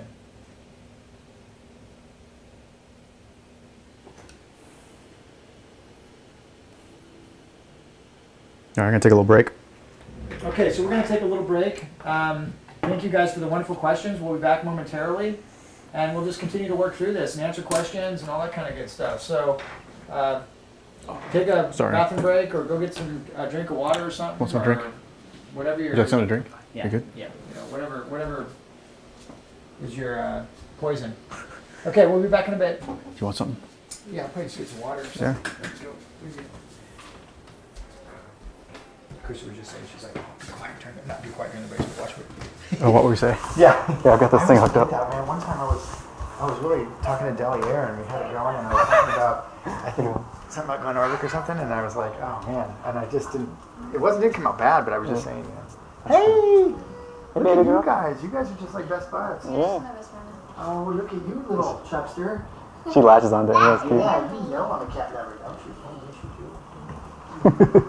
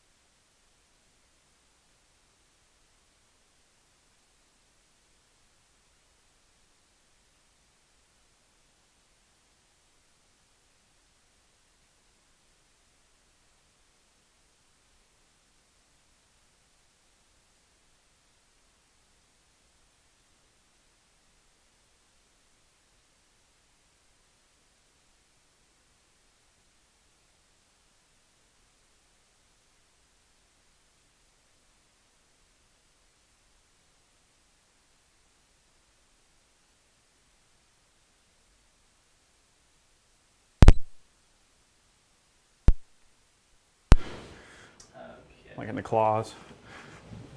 So I gotta find some cool clothes. All right, everybody, we're back. We just took a little break to get some water, kind of Can I move it over a little? take a breather. Just a little bit this Stretch a way. little bit. There goes a dino.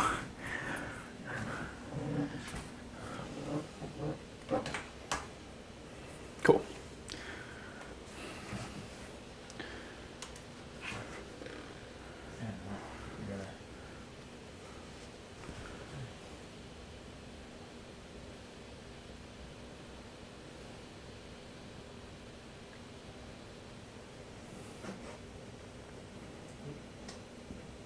Whoops. Sorry about that, guys. What happened? I zoomed in real fast on accident.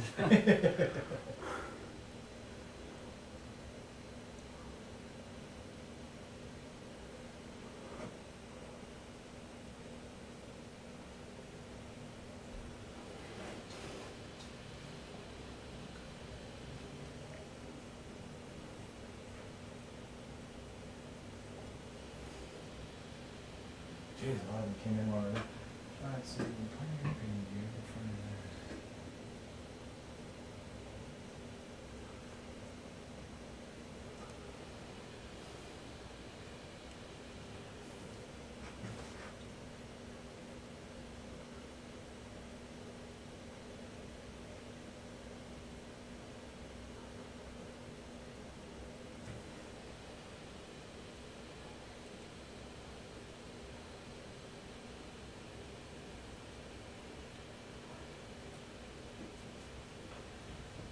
Yeah, you guys that I see a lot of conversations coming in about the newsprint. The newsprint's not the only surface to use. It's just a nice, cheap surface, and it handles the clean tones and the edges really nice.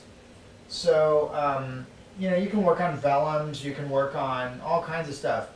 The main purpose is to get the information into your head and to memorize it and to get it, you know, to be able to use a paper cheap enough to where you can do the amount of drawings you need to do to get the information to stick in your brain. And so if you're using like a Fabriano or some really beautiful paper, which are wonderful, they're just too expensive to burn through, and they make you too uptight when you're drawing. So I think we use it for that reason. If you're having a hard time finding it, just look for another paper that handles the charcoal nice, you can get good edges on, and you might have to do a little experimentation, but you know, it's basically the best paper I've found for what we do. But I know if you're some parts of the world, it may be very difficult to find. It's not a deal breaker, just like the pencils aren't a deal breaker. But again, the method is meant to be trained a certain way. Try to keep it as close as possible if you can. If you can't, then do the best you can. But the information is still very pertinent and will still help you immensely. So if you have to do it whatever way you have to do it. If you have to do it through digital, do it through digital. If you have to do it with slightly different pencils, do it with slightly different pencils. Just try to do it as close as possible if you can.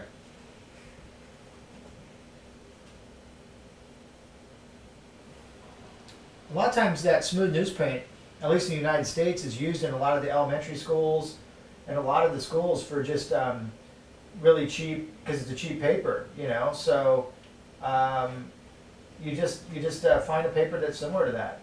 And again, like I said, you know, I've seen, we use Pro Art. Dick Blick's really good. They have a big ream that you can buy. I've seen that stuff's really nice.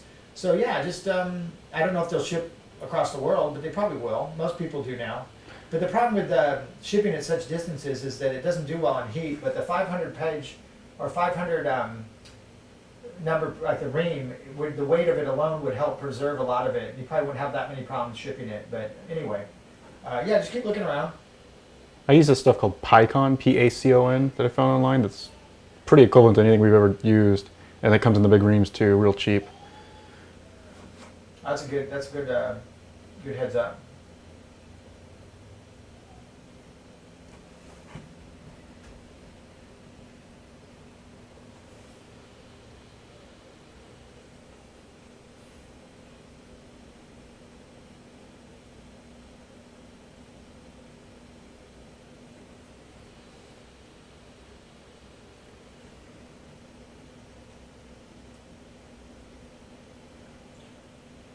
Yeah, Francisco, as far as like doing a drawing, like an old master drawing, and then trying to paint on top of it, you could do that, but I would probably recommend either one or the other. Do your master drawings to study form and anatomy and drapery and things like that, and then do your painting studies. You can project or transfer down your drawing.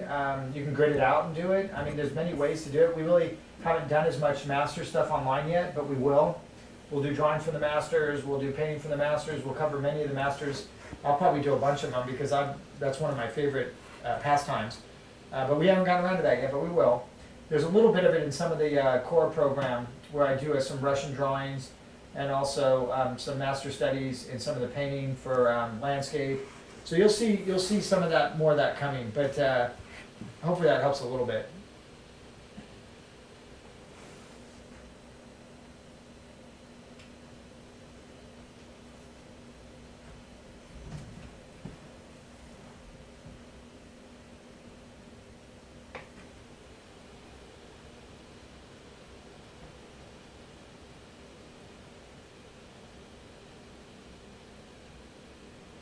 So Lucas, how was your first teaching experience, and how long do you think it took you to get the hang of it? Oh man, Oh man. I'm still getting the hang of it. No, it was, from what I remember, I think it was co-teaching with, was it you? May have been you. I don't know. Either you or Eric. And it was totally nerve-wracking. That first demo was always a rough one. But I've heard worse stories. I know Eric had a pretty horrible story. We'll have to let him tell that one. Yeah.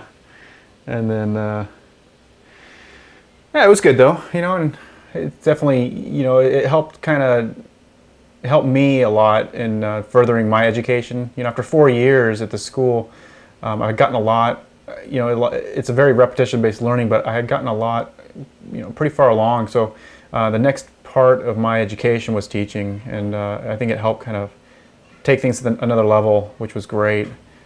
And yeah, it was cool. I really enjoy teaching. I like helping out and seeing. It's so rewarding when you see students, making good progress and getting good, and see them going off to work is even cooler. I mean, that's just awesome. It's like the ultimate there. Yeah, it's a good thing. So Pentamenti says, Jeff, I know you come from the Fixler School of Drawing. Did he also teach you color mixing theory? The Riley method, as awesome as it is, and it is one of the most phenomenal drawing and painting, general painting, for setting up general painting skills in the beginning. But it really, in my opinion, it's just my opinion, the only place it falls short in is intuitive color. It was such a rigid system that it was beautiful for training even the most unintuitive people to do decent paintings. But as far as color theory, from what I understand it to be, from how I've learned it, is a very individual thing, and it's very difficult to teach color theory because, at least I have a hard time, because the variables are so great that a lot of it is, you want to try to put in place a color feel. I found really interesting ways of doing that have worked subsequently for most of the students I've taught. The ones that don't do well with it are the ones that usually aren't inclined to be good colorists in the first place, and they therefore kind of are looking for the magic bullet, the magic formula, and there is no such thing. So they often get a little bit, they have a little bit of a difficulty listening to the more intuitive or trying more intuitive ways of learning it through emulating other painters, painting plein air, just a lot of ways that you can put color sense in place. And we will be doing some color theory classes, but they won't be ridiculously extensive, simply from the standpoint that I find that there's maybe better ways to study it. But we will be getting into some. And again, I don't have a major problem with it. I just think sometimes your energies might be better spent in better ways of learning it. And there's plenty of room out there for people that teach, like, Graydon Parrish is awesome. He teaches a mean color class. I mean, he's just really good with color. People like Jacob Collins. I mean, there's a lot of very astute intellectual individuals that teach this a little bit probably more methodically than I would. I definitely am way over in more the intuitive side of things and tend to like to learn things more intuitively, which doesn't mean haphazardly or irresponsibly. It just means it's another way to go about learning this stuff. Anatomy is similar, composition. You can use the golden mean. You can get into really hyper intellectual aspects of composition. And there's other artists that create their compositions greatly out of their own intuition and interest in breaking up space in interesting manners. So we'll get into a lot of that stuff. But yes, the Riley method for painting is extremely methodical, similar to how we mix the Zorn palette. And I kind of did a Zorn version of that in the painting section of the online school. And that's about the extent that I think you really need it. I have the Riley palette mixed. It costs a lot of money. It's very difficult to do. We used to do it in class and tube it ourselves. But I just found it was very wanting for me as far as what it did for me. I mean, I did enjoy it, and I did work with it in the beginning, and it did have a place for my training. And I will share that with you guys in the online program. But I would highly recommend, similar to Sight Size, that there's a time at which it is very pertinent, and then there's a time to let it go and to move on to other ways of exploring it.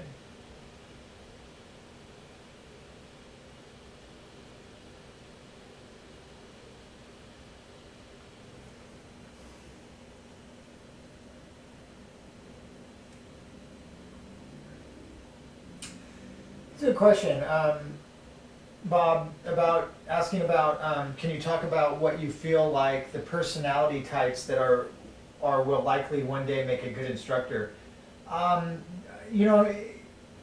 If you dumbed it way down, there's a very simple formula, and it comes under the heading for me that there's generally, and there's shades of this. There's shades, so don't take it literally, but people are generally either givers or takers. They either like to give or they like to take, and the givers are the ones that make good teachers, and that's just as simple as that. You just have to have somebody that loves to help other people because it's built into their DNA, and they're just good people, and and not to say that the other people aren't good people, but some people are like, hey, give me the information, I'm going to go run with it, I got it, I'm better than you, and you don't know it, and those don't make good teachers. They usually hoard information, they usually do it more out of maybe ego worship, or they like the power of being the teacher and telling people what to do. There's a lot of that kind of stuff out there, and I think the teachers that are best are very humble, they're confident in their skills, but they're not arrogant, they're receptive, they learn through their teaching as much as they get as much out of it as they do giving, so they're very apt to give, and they're not intimidated by other good people. So you look for the people that really love the craft, love the art for the right reasons.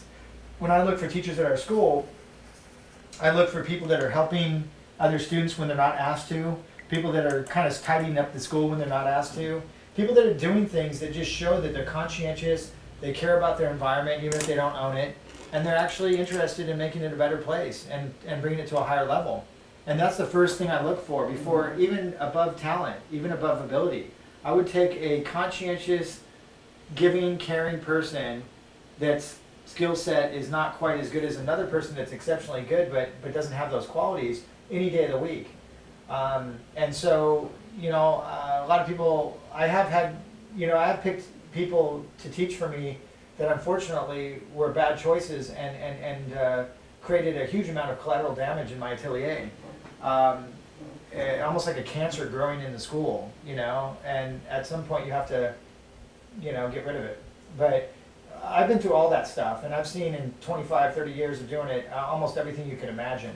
So, good teachers, they're rare because they, like the Robert Henrys and the Howard Piles and the William Merritt Chases and the great, the Hawthorns, the Henshes, all these different people that were, Group A, all these incredible teachers.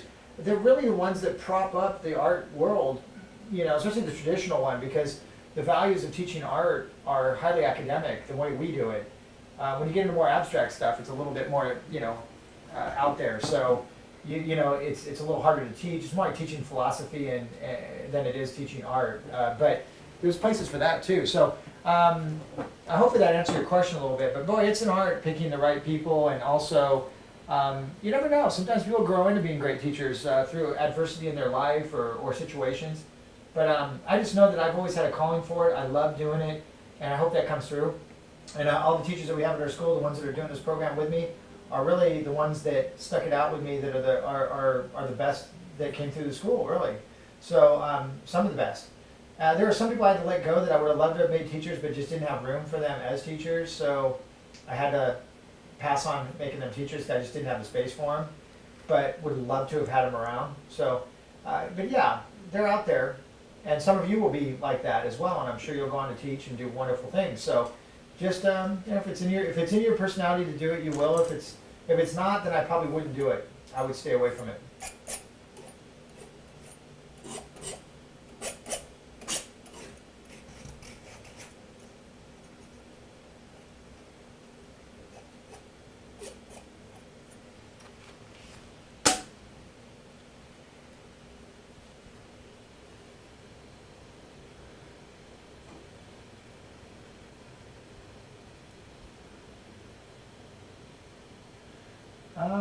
Samir says, how do you prevent artwork from people you admire affecting your style, you and your style?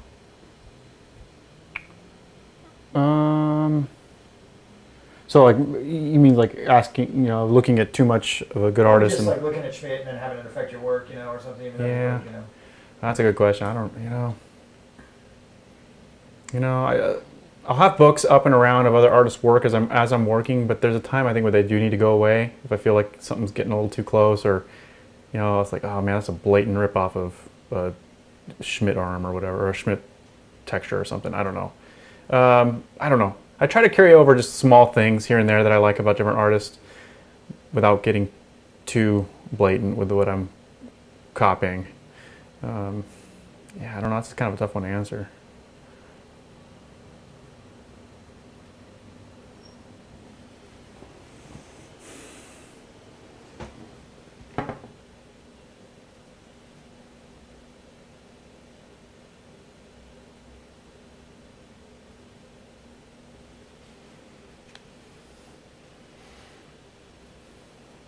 Lucas, do you have tips for building time management skills? Do you tackle many big jobs in little bits over long periods of time? Do you have tips on building that skill?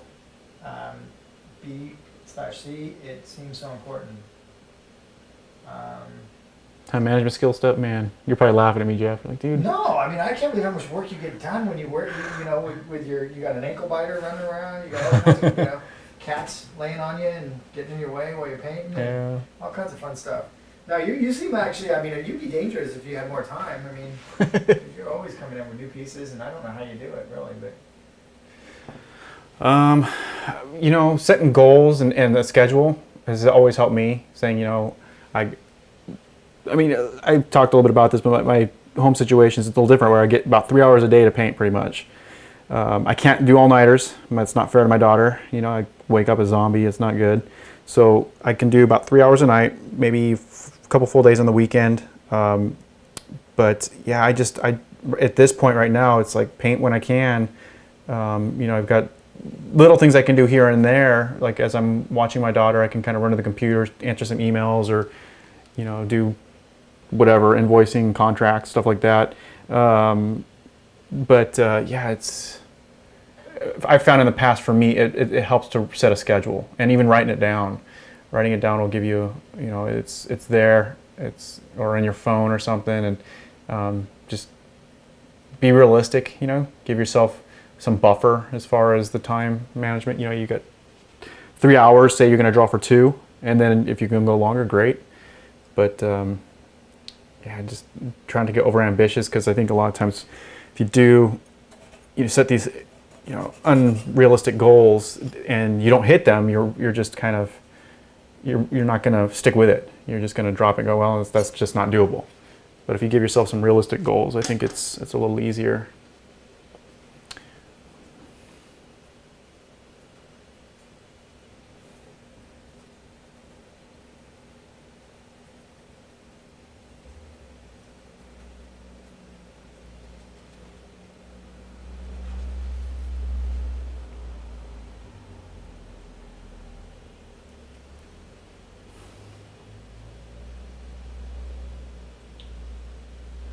So yeah, good questions, you guys. Really insightful. Really enjoying your questions. And yeah, the educational ones. I mean, you guys already know kind of my take from some of the stuff you watched online and this and that.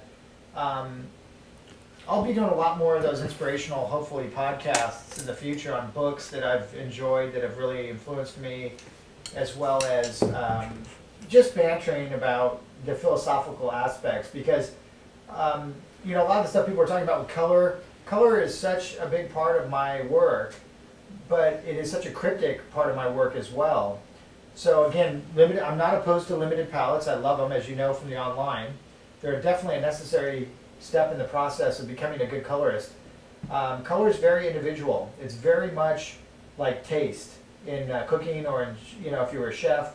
I paint more like a cook, and some people paint more like a baker. Bakers check everything, measure everything, highly careful, have to be, follow the recipe exact. And cooks have a tendency to throw a dash of this, a dash of that, taste a little of this, taste a little of that. It feels about right. No, I think I'll add a little more salt, I'll add a little more of that. So with color, doing color charts, using control palettes, they're all incredibly beneficial. To what extent you do it will ultimately be up to you. I will lead you and show you things that would be helpful, but by no means am I a definitive anything. I'm just a guy that likes to paint, that's pretty good at it, has been doing it for an awful long time, and has learned a lot of stuff. I'm trying to share that stuff with you, but by no means is this going to be like the end-all, be-all. There'll be areas, there are people that could probably do almost anything on that program, maybe better, but could you get them to do so much of it? No. 80 different classes or 100. You'd have to get one guy that does the one thing perfectly, and then the other guy that does that one thing perfectly. So there are people out there that are exceptionally good in each one of these areas, but the chance of getting them all combined into a program to put it down would be almost impossible, monetarily or just logistically. So what we're doing here is trying to create one of the most true to form online ateliers that actually functions as an atelier online. Not just putting up good content, but putting up workbooks, putting up curriculum, putting up flow, putting up how do we get you from point A to point B. Most people do not want to lay down those fundamental concepts. They're boring, they're difficult, and a lot of them have already either forgot about them or have to go back and train in them just to be able to lay them down decently. So you're not going to see a lot of the best people doing those kind of videos because they're boring. But they're the huge foundational component to a truly effective program. So that's where I've been putting a lot of my energy. Most of my energy has been spent on those foundational. I haven't really gotten a chance to even kind of showboat or have fun in the specialty classes, which is really where all the where a lot of the really high-end fun stuff's happening. So we're going to get there, but we got to get you through all these foundational components in order to get you there safely and efficiently. So that's my main goal right now. But great color questions, great questions in general. Keep them coming in. Got a little while left, another 30, 40 minutes left. It'll go fairly quick. You guys have been very patient, but we'll continue doing these and more frequently. We just been working on so many different things that it's kind of hard to keep them totally consistent. But I've mapped out a really strong next year or two of YouTube stuff. So should be seeing a lot of this stuff trickling in, but man, it's no substitute for the online. So if you do have any, if you ever want to try it, give it a shot. I think you'll be very happy with it. But we'll still be doing these. We'll be mixing them up with in the studios, podcasts, Friday Night Lives, things like that. So just keep looking for them. Let's see, what else do we have?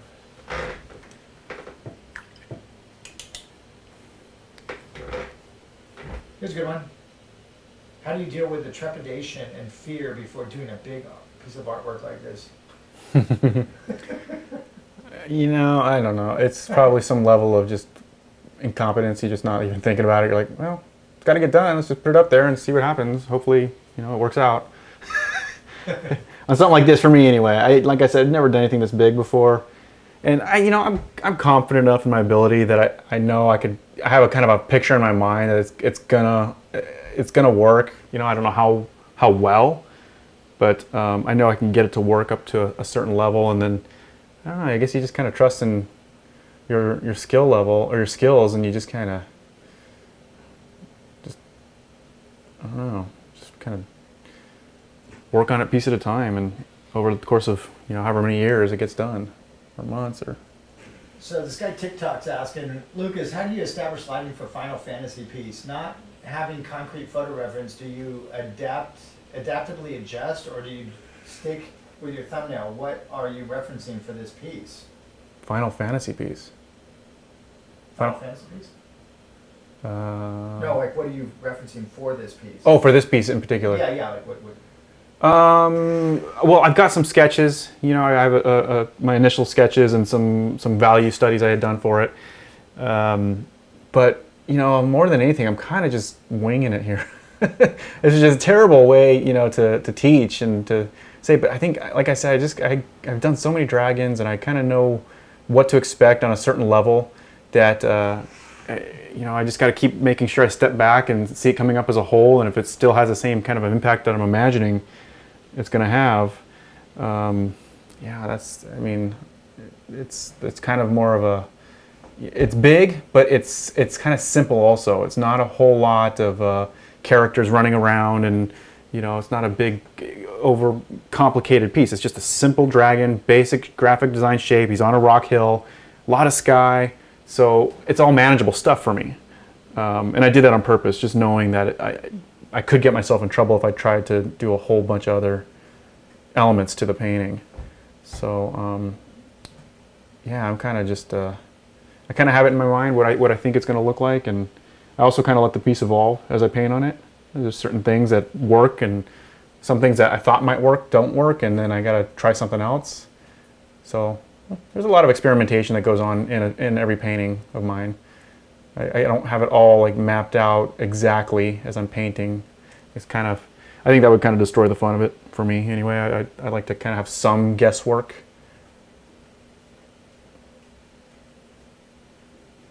Good answer, Lucas. Thanks. Sometimes that's the answer. I mean, it's just, hey, I'm just kind of flying by the seat of my pants.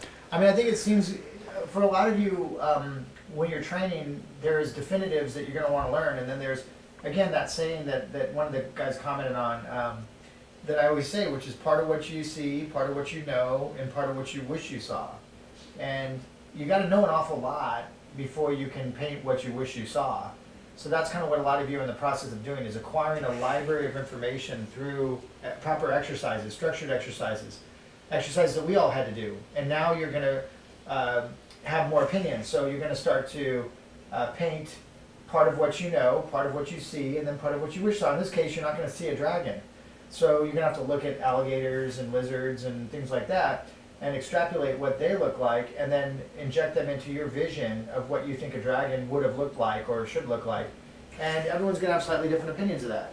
So it's really, when you get into these areas, you're definitely going to be painting. So that equation, every artist is part of that equation. They're part, if you look at John Singer Sargent, he's mostly in the front part of that equation. So he's painting mostly what he sees, and part of what he knows, and not much what he wishes he saw. Although he does a little bit of that. But if you go to someone like Frazetta, it's completely the opposite. He's painting mostly what he wishes he saw, but coming from what he knows, but it's not what he's seen because he's making up everything. So he's making up scenes that don't exist. So all artists can probably fall somewhere in that equation, that three-part equation, to some degree or another. And I just kind of came up with that a couple years ago. It's not that it's that insightful, but it's just most of the greatest artists that I admire paint, and myself paint on that later portion of that equation, which is part what I wish I saw. But I had to spend way more time acquiring large information that was acquired primarily through repetitious training to be able to wield that with confidence and with a good, with confidence and intuition. So you can't jump right to painting what you wish you saw if you haven't studied incredibly, incredibly intensely. So some artists will never get to that point because they won't study long enough and incubate long enough to get a visual library strong enough to be able to do that. So they're going to be stuck more in the first part of that equation. That's not bad, it just is what it is. So I think it's just an interesting way to look at it, very simple.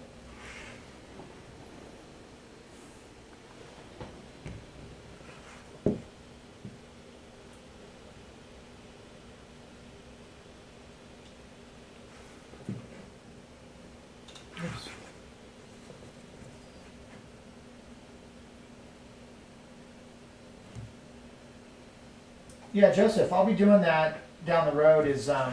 Again, all these things are works in progress, so I really appreciate you guys bringing them up. But continue to do so because it gives me food for thought. But yeah, we'll be having book lists, and like I said, I'm going to be picking a lot of my favorite books like Mastery and Twilight of Painting and all these different books there. Some of them are very rare, some are very cool.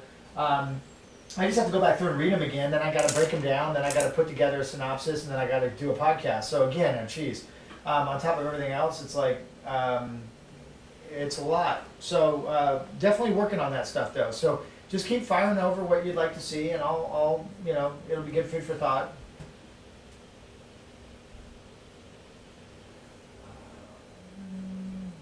So, Lucas, you're going through this painting piece by piece rather than blocking out the entire thing or bringing it up all at the same time. Is there a reason for this, and what techniques will you use? Well, I had already established the overall value scheme, like a very general. I mean, I don't know if you guys had seen the outside of this. I don't know where they're at in the video, but like there's a lot of the burnt umber pick out value scheme working on. I don't care for going in and putting too much detail in here. I planned on doing a lot of that in this phase. And like I said, I'd painted enough dragons and textures and things that I can make it work, flying by the seat of my pants to a certain degree. Now, if this was a smaller painting, I might go in and establish kind of local value and color, not just burnt umber pick out, and then start kind of establishing one spot at a time. But I'm kind of just I wanted to establish the head pretty early on, try to get as far along as I could on that to help kind of set up what the rest of the look of the painting is going to be. So this is going to help dictate the level of complexity I'm going to go with in the rest of the scales, and even my idea is to kind of branch out as I move away from that focus and get a little bit more loose as I go. Like I'll probably pick a couple of different focals, like the head, maybe a hand, and the tail or something like that at the bottom. But for me, that's just how I like to paint. I like to kind of establish everything overall, and then like kind of a local color or value minus the, I didn't do the local color on this underpainting, and then establish a nice finish in an area, and then kind of branch out from that. Everyone works different. Work to your comfort. Like I said before, I kind of have an idea where this is going. And I'm confident enough that I can pull it around if I get in trouble. I can always back off certain areas. That's why I love oils. They're so easy to manipulate, and they give you a long time to figure certain things out if you need to. But that's just kind of my process.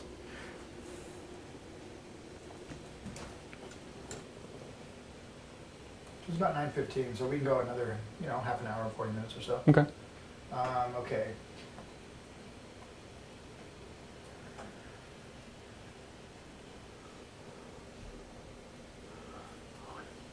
Sorry, I was going to move up there, but you're still in this area?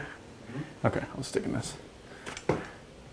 So a lot of you guys are asking questions, but they're coming in so fast that we really can't address every one of them. So if you get your question not answered, it's not personal. If it's been redundant, already been answered earlier, I probably won't ask it again.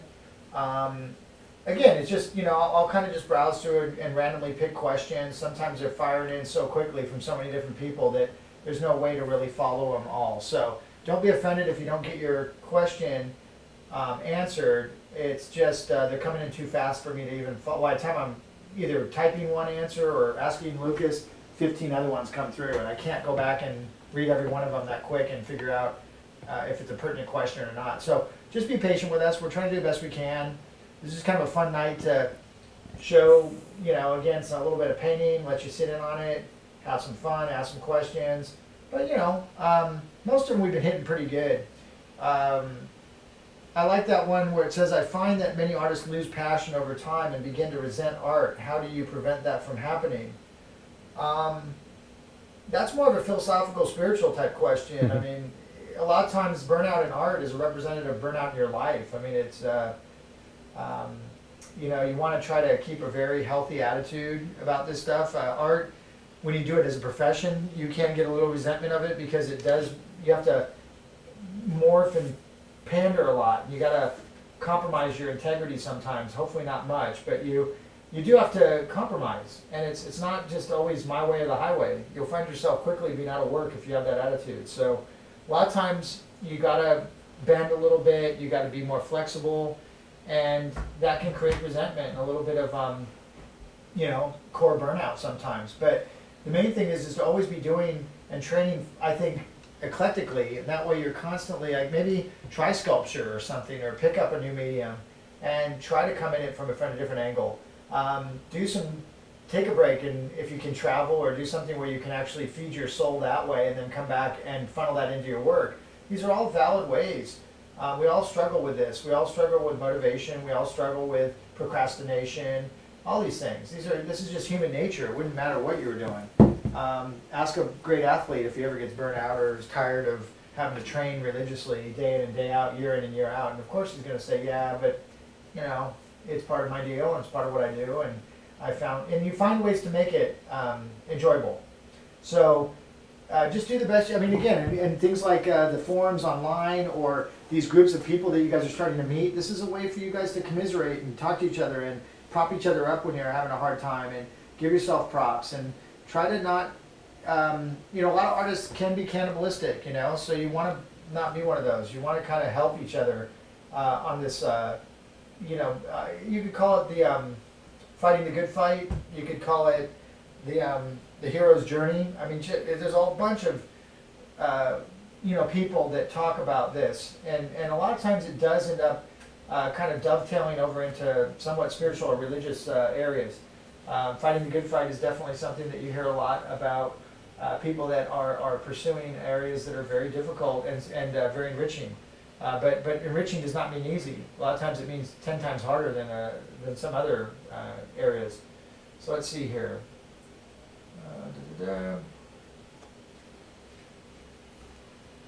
So Anna was asking if you ever go back over dry layers, not an underpainting. For example, do you go back over the skin and scales he's painted with another layer? And would you hit it with, I would hit it with retouch varnish personally, but I don't know if you do that or not, or do you just go right back on top of it? I just go right back on top of it. Okay. Yeah, it's thin enough, and I think it should be fine. I don't know, maybe should I be using retouch varnish? I do, but because Is it because you want that I think, vibrancy back up? Well, yeah, because then a lot of times you're matching upper layer new values with values that aren't truthful. So if you ever do varnish it, then it looks like a patch job. What I do is I rub linseed oil across that's it. another way to do it. You can do liquid, linseed. Some people hit it with retouch. I like the retouch because it sets up almost within seconds, but it looks like it's wet, but it's not. So you can get, it doesn't affect your brushmanship or anything. But those are all options on us, so I hope that helped a little bit. Let's see.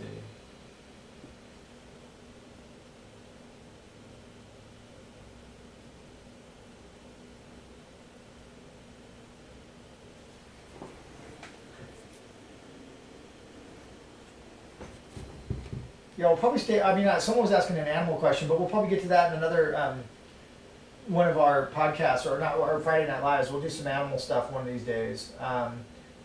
There's so many things to cover, it's ridiculous. Let's see. Not a bad question though, just trying to kind of stay on point here. Lucas, any tips on composition? Is there any? Yeah. Any tips on composition, Lucas? is there anyone who figured it out? I don't think so. Your dad, maybe. My dad's pretty good at it, yeah. That's a very general, broad question, but there's a lot of good sources out there. And is Bob did he do a video already for it? Oh, he's done a bunch, man. Yeah, he's almost all of his end up being compositional Yeah. videos. I mean, pretty much. That's his MO. Yeah, you always place him across from me in my class, and I'm grateful for that. I think it's. Yeah. I just sit there and listen out, though. Yeah, you got the prime seat. I got to start teaching across from him because I never get to see him. Let's see. Yeah, some good. Someone mentioned the Art Spirit. Obviously, is a great book, but also the art. Yeah, the War of Art is really good too by Pressfield. He's a no nonsense guy, kind of like myself. He'll just kind of tell you the way it is, but. I read it. I liked it. I didn't like it. My wife liked it more than I did. I liked it. I just think, I don't know, his style, as brash as I am with how I am opinionated, I kind of found it too opinionated, I guess. I don't know, which is really funny. But I did like the book a lot. It is a very, very good book, The War of Art. It really talks about procrastination, busting through limitations and procrastination, and how we are usually our own worst enemies with self-deprecating conversations within our minds, just reaffirming negative jibber jabber and can't get out of our own ways. So he kind of sets out and uses a kind of a tough love approach to kind of break you through that.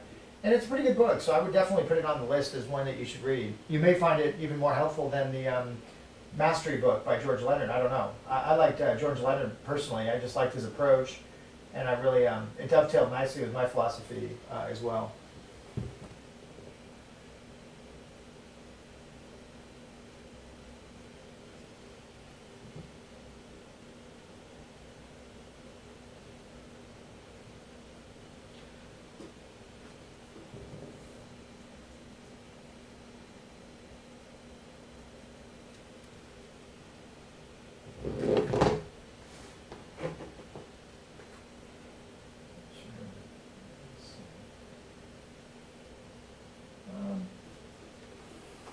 Yeah, Mario, I'm not sure if I answered that wrong, or I can't find where your original question was, but yeah, I definitely agree with you. You got to keep food on the table. I mean, that's what it comes down to. That's what I'm saying is, you know, sometimes you just got to suck it up. You know, jobs aren't always fun. Most times they aren't.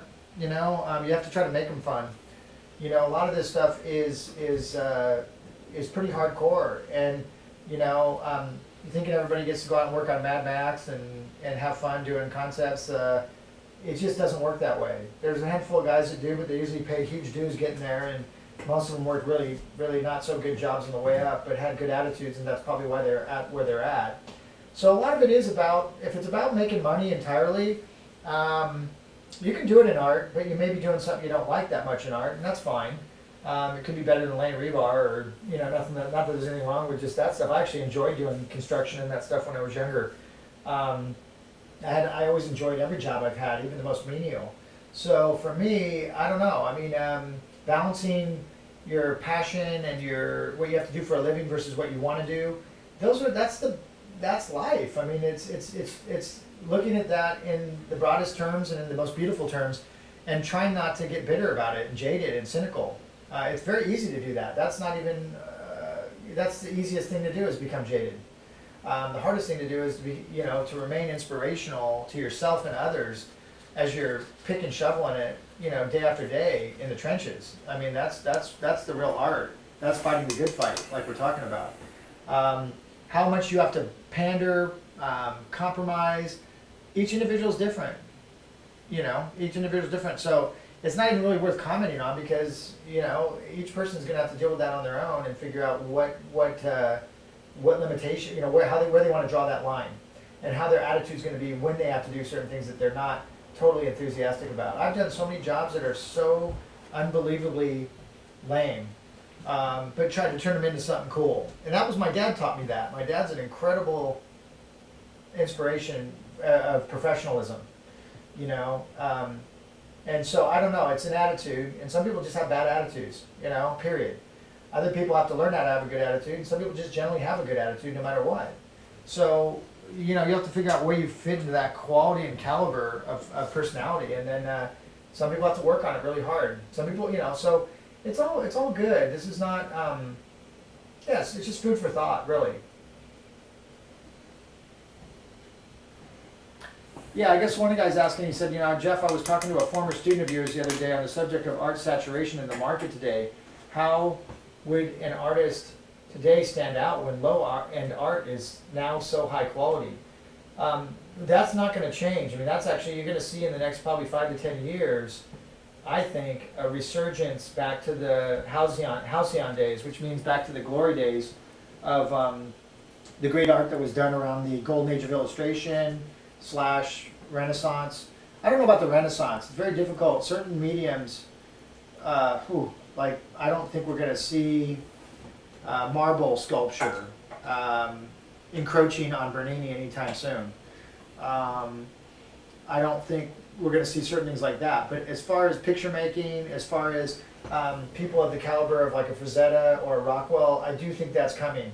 So, if you think the high quality is now, just wait 10 or 15 years after people have been doing these online programs, been, getting more and more involved in ateliers, And it's going to be, yeah, that's why I tell people, get on the train and get heading in the right direction, because otherwise you'll be left in the dust. It's going to be really, really competitive, but that's good. That's the way it always should have been. The fact that the last 100 years was so minuscule and mediocre in the quality should not be a definitive anything. It was actually a small hiccup in the in plowing forward in the ultimate upward surge of quality and consistency that I hope is still present in the human race. If it's not, we're kind of all in deep trouble. So I think just be prepared for low end art to get even higher and higher. And again, people can sit and whine about it or grovel about it or oh poor me, I'm not good enough to compete in the market. Work harder, train better. That's the only way you can do it. Everything else is just going to be kind of complaining on the sidelines or something. I don't know. But if you want to get in there and play in the game, you got to pay the dues. You got to pay to play. As the old saying goes. So, but you guys are doing great. Just keep it up. You'll be amazed. You really will. But yeah, the quality is coming up higher and higher, and it is getting more competitive in every area. I don't care if it's teaching or if it's whatever it is. It's a competitive environment, but you can still have a really good attitude about it, and that's the most important thing, I think.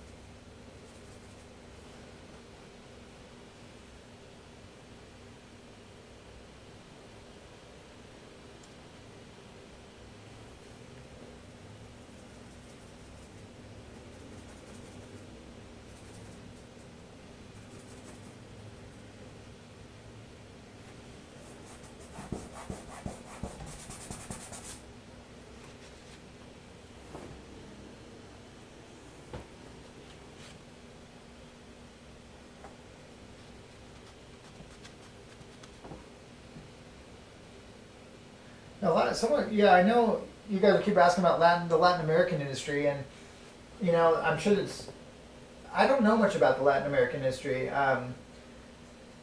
It's probably not as richly lucrative as United. I don't think there's many art markets as lucrative as the United States.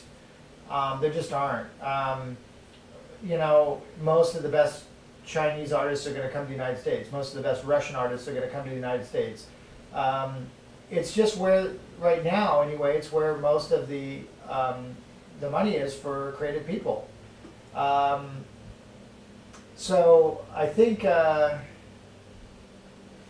don't have an easy answer for that. South America is an incredible place, and I've been to many different countries there.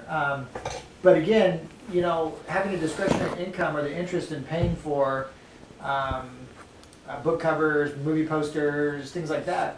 A lot of times that's more of a capitalistic kind of thing that fuels that. So a lot of the countries like the United States are the ones where you have that discretionary income and money to be able to put it into hanging a nice painting in your house, or paying to create a video game that people all over the world are going to see, or whatever.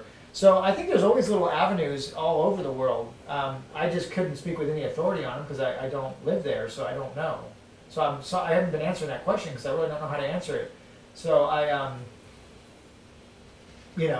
hope I would talk to more of this, other on the internet, other South American artists, and see how they're feeling about it. I think freelancing now with the internet and everything. I mean, if you were of a set of quality and you lived in Brazil, I don't think you'd have a problem working. Or if you were a Donato quality painter living in Brazil or Argentina or something, I don't think it would be a deal breaker for you working out of the United States with the internet the way it is now. So, there's a couple guys from Brazil working on Magic. Yeah, so the key is just being phenomenally good. I don't think anyone's really not wanting to work from somebody from any country. You just have to be that good. So yeah, and China may be a powerhouse of collecting art, and I hope they are. It'd be great if they start collecting. They've got a lot of money, a portion of China, and But culturally, I just don't know if they value buying art as much as we do. It may be a cultural thing, that they've never grown up buying art. The culture is changing so quickly there, but I don't know if it's quick enough to change, what's going on. So I don't know. Again, a lot of this stuff is first get really good, and try to focus on that. And if you have to put food on the table while you're doing that, then I would do something else other than art to try to do that, and then slowly work your way into art as a way of making a living. And you can make a really good living as an artist. It's just a matter of, like anything, just you have to be one of those really great skilled people. So that's where you should be, most of you should be putting most of your emphasis right now. I think a lot of it will work itself out once you get your skill sets at a high level and start, venturing into some of these different arenas, doing more competitions, getting in organizations. I mean, I was, entered into the Portrait Society a couple years ago, and the guy that won it was from India. And so you saw people from all over the world that were entering that competition. So I think it's, it's all doable.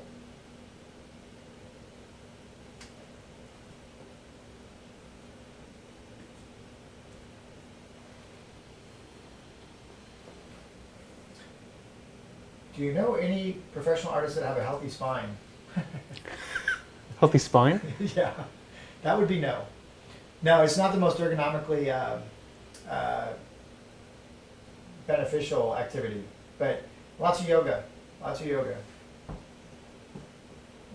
know some guys who paint like this on the table. Do you want to zoom out a little bit? Seems like it would I think somebody just crazy. But it's okay. I mean, we can just zoom out a little bit here and there and see what's going on maybe. Pentabenti is asking, how much does Wizards pay for an MTG illustration? I don't know if I'm allowed to talk about it, Okay. but it's definitely, it's in the upper range of as far as freelance illustration goes. It's in the upper. One of the better clients. One of the better ones. I mean, plus you get all that extra. I mean, you can do prints, and they have got these shows you can do, and I mean, Yeah. they do quite a bit for their artists. They're one of the better companies out there. Enough said, Lucas. You don't have to. That's all good. Yeah, you guys have had some really great questions tonight. Really fun to mill through, answer, try to talk about. A lot of food for thought. Hopefully, some of it has helped you guys out a little bit. I apologize if I haven't gotten to answer all of your questions. Like I said, they come in very quickly, and hard for me to backtrack and find out which ones I haven't asked or whatever.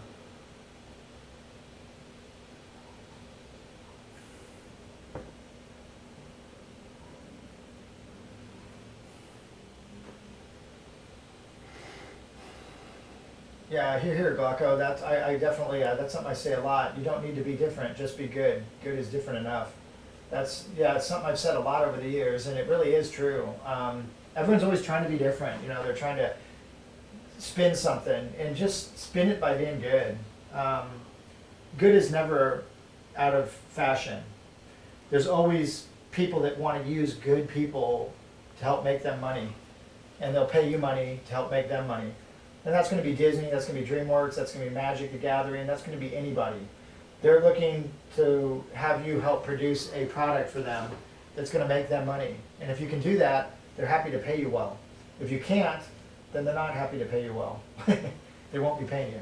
So it's just that simple. It really is. It's not how you get good, where you go. It's kind of semantics. You just really need to get good.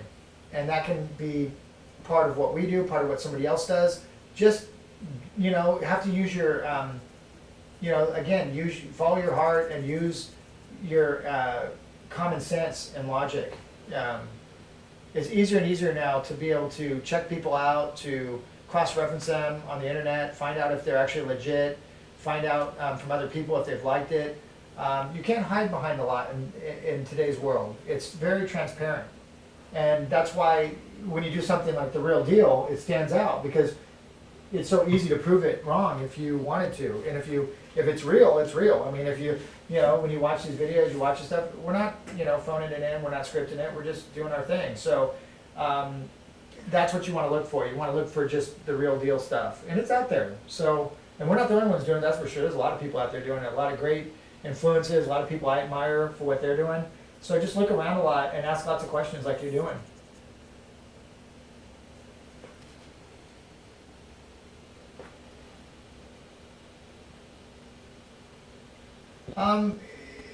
Someone's asking, Jeff, if you couldn't paint on illustration board with gouache, what is the next best alternative? Aquaboard is awesome. I've been using that more and more because I'm not very fond of crescent illustration board anymore. It's really left me with a bad taste in my mouth. The quality's really suffered. It peels off, it's just bad. So I've been trying to look for a new board that I can use. And the aqua board is really nice. You should give it a shot. It's really good. It's got kind of a pumicey gesso texture on it, but it takes the gouache quite well. It doesn't tile as well as illustration board, but you can do some nice dry brush effects on it and stuff like that. So I would try that.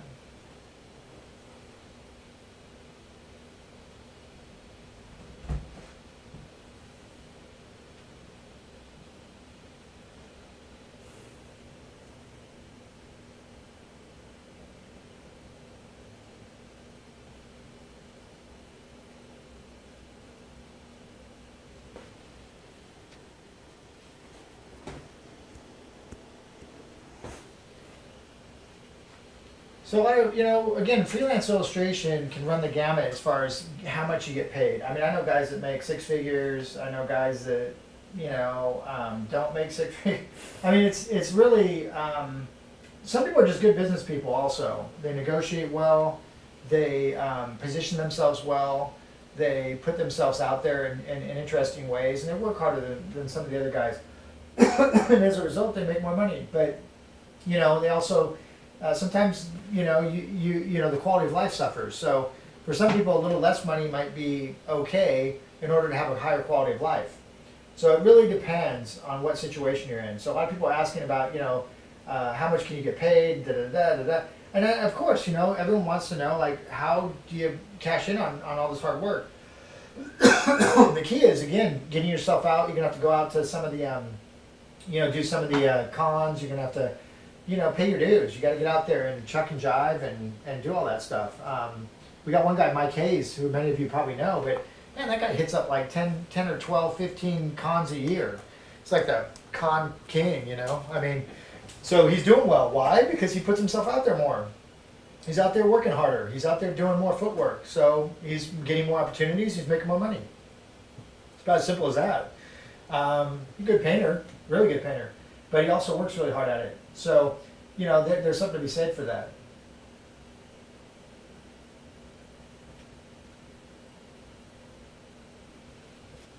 So yeah, if you're starting in your 30s, like somebody's asking, do you know any artists that started really late in the game, like their 30s, and actually got good really fast?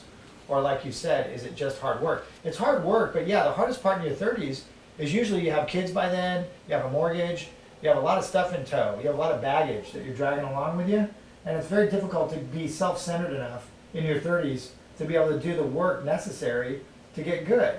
Because it takes a lot of time. So you have to have an incredibly understanding spouse, or, if you're in that situation.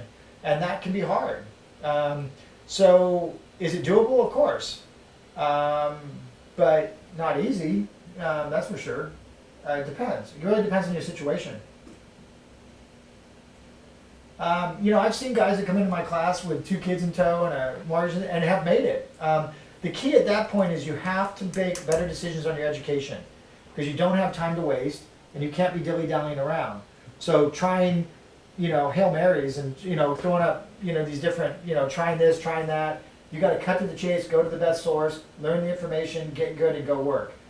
You don't have time to sit and do copious amounts of master studies and exhaust all these different areas that I had the luxury of doing because I started when I was 18 or 16, 17. So I was studying intensely before I even had a serious girlfriend. So just think about all that stuff and don't give it up.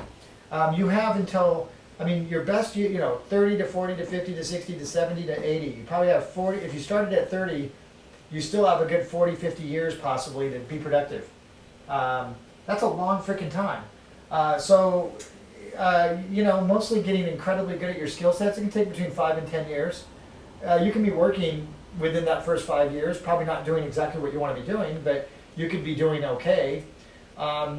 Doing great, yeah, it'd probably take you about 10 years. But so yeah, you're in your 40s before you're switching careers. I would say if you have a decent career, don't jettison it. Just relax into it. Work as diligently as you can. You're gonna have to be more hyper focused and more disciplined than other people. You're gonna have to quit watching bad TV and quit watching bad sitcoms, and you're not gonna have a lot of downtime. Your downtime's gonna be drawing, so you're gonna have to get enough fuel out of that to be able to make that happen. That would be my take on it. But don't give up. It's totally doable, but it is hard. But doable.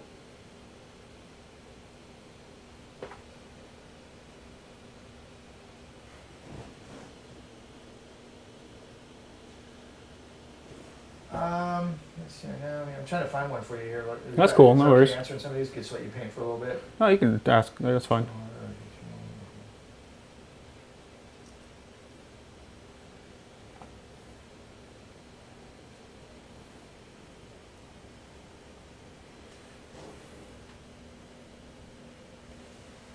So yeah, Jim, or Jay Ham, we're gonna go ahead and we're gonna do a artist roundtable coming up. We're gonna shoot it probably, I don't know, during our next break, I hope, but we're gonna try to get everybody together and sit down, and we're gonna talk about professionalism. We'll talk about a lot of things some of you guys are asking, and we'll run that as a podcast. So we're gonna have Meadow, Eric, me, Lucas, my dad, just sit around a table and talk about the profession and what our experiences have been. So that should be incredibly insightful for you guys. It'll give you a nice look into what we've experienced. Does it mean that that's what your experience is going to be? No, but chances are, yes, maybe. So we'll see. But those things will be coming. So again, just give us time to get some of this stuff to you, and just relax, keep drawing, keep pushing play, as I always say, and you'll be fine.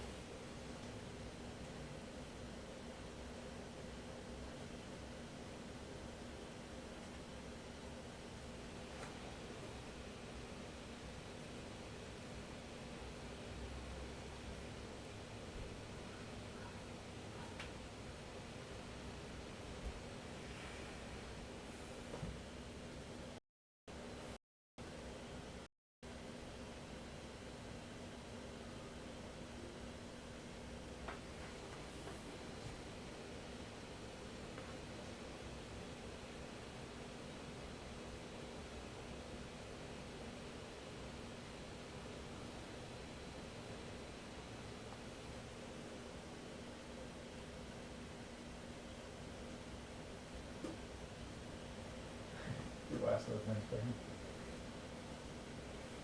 him. Hmm?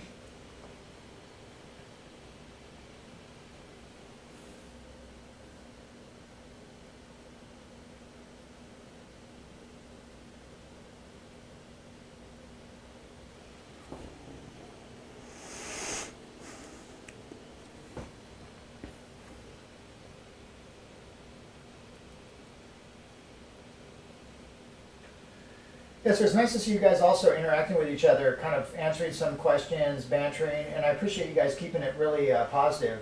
I know sometimes these things can get a little left to center, but everyone's been really, very respectful and asking very, very insightful questions. So that makes it really nice for us. So let's see. So we're going to wrap it up here pretty soon. We got a few minutes left. If anybody has any last minute questions, Lucas has kind of been cruising around doing some of the claws and some of the finesse. A lot of this is, again, I know hopefully when you're watching people paint, the main thing is watch how their hand grips the brush. Watch how they pass over different aspects of the painting. This is only one way to paint. There's thousands and thousands of ways to paint, right? But most painting styles have been more or less probably kind of mapped out a little bit. You see occasionally something unique, but man, there's been an awful lot of painters on the planet. So really one of the main things is to take out of what Lucas is doing is what resonates for you.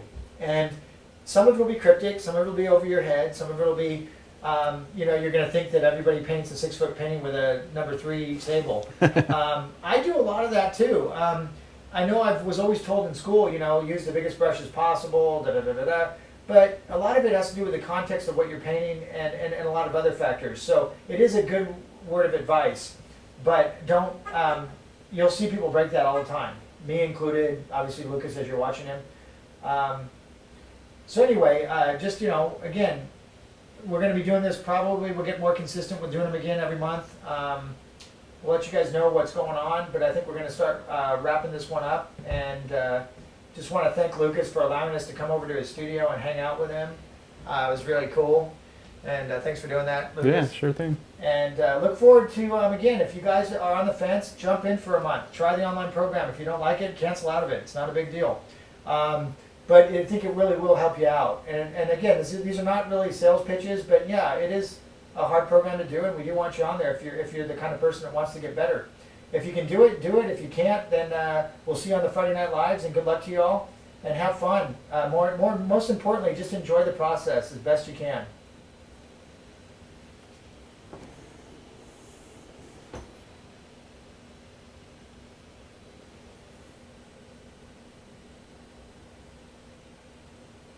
Yeah, so you guys can kind of just wrap it up a little bit. Wrap it up.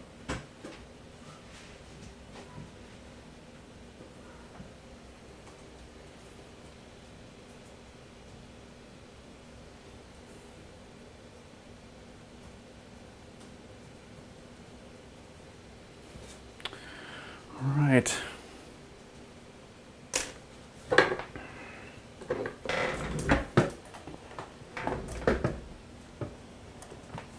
Should I say something? Good night. Good morning. All right. Thank you all for joining me. Have a good evening.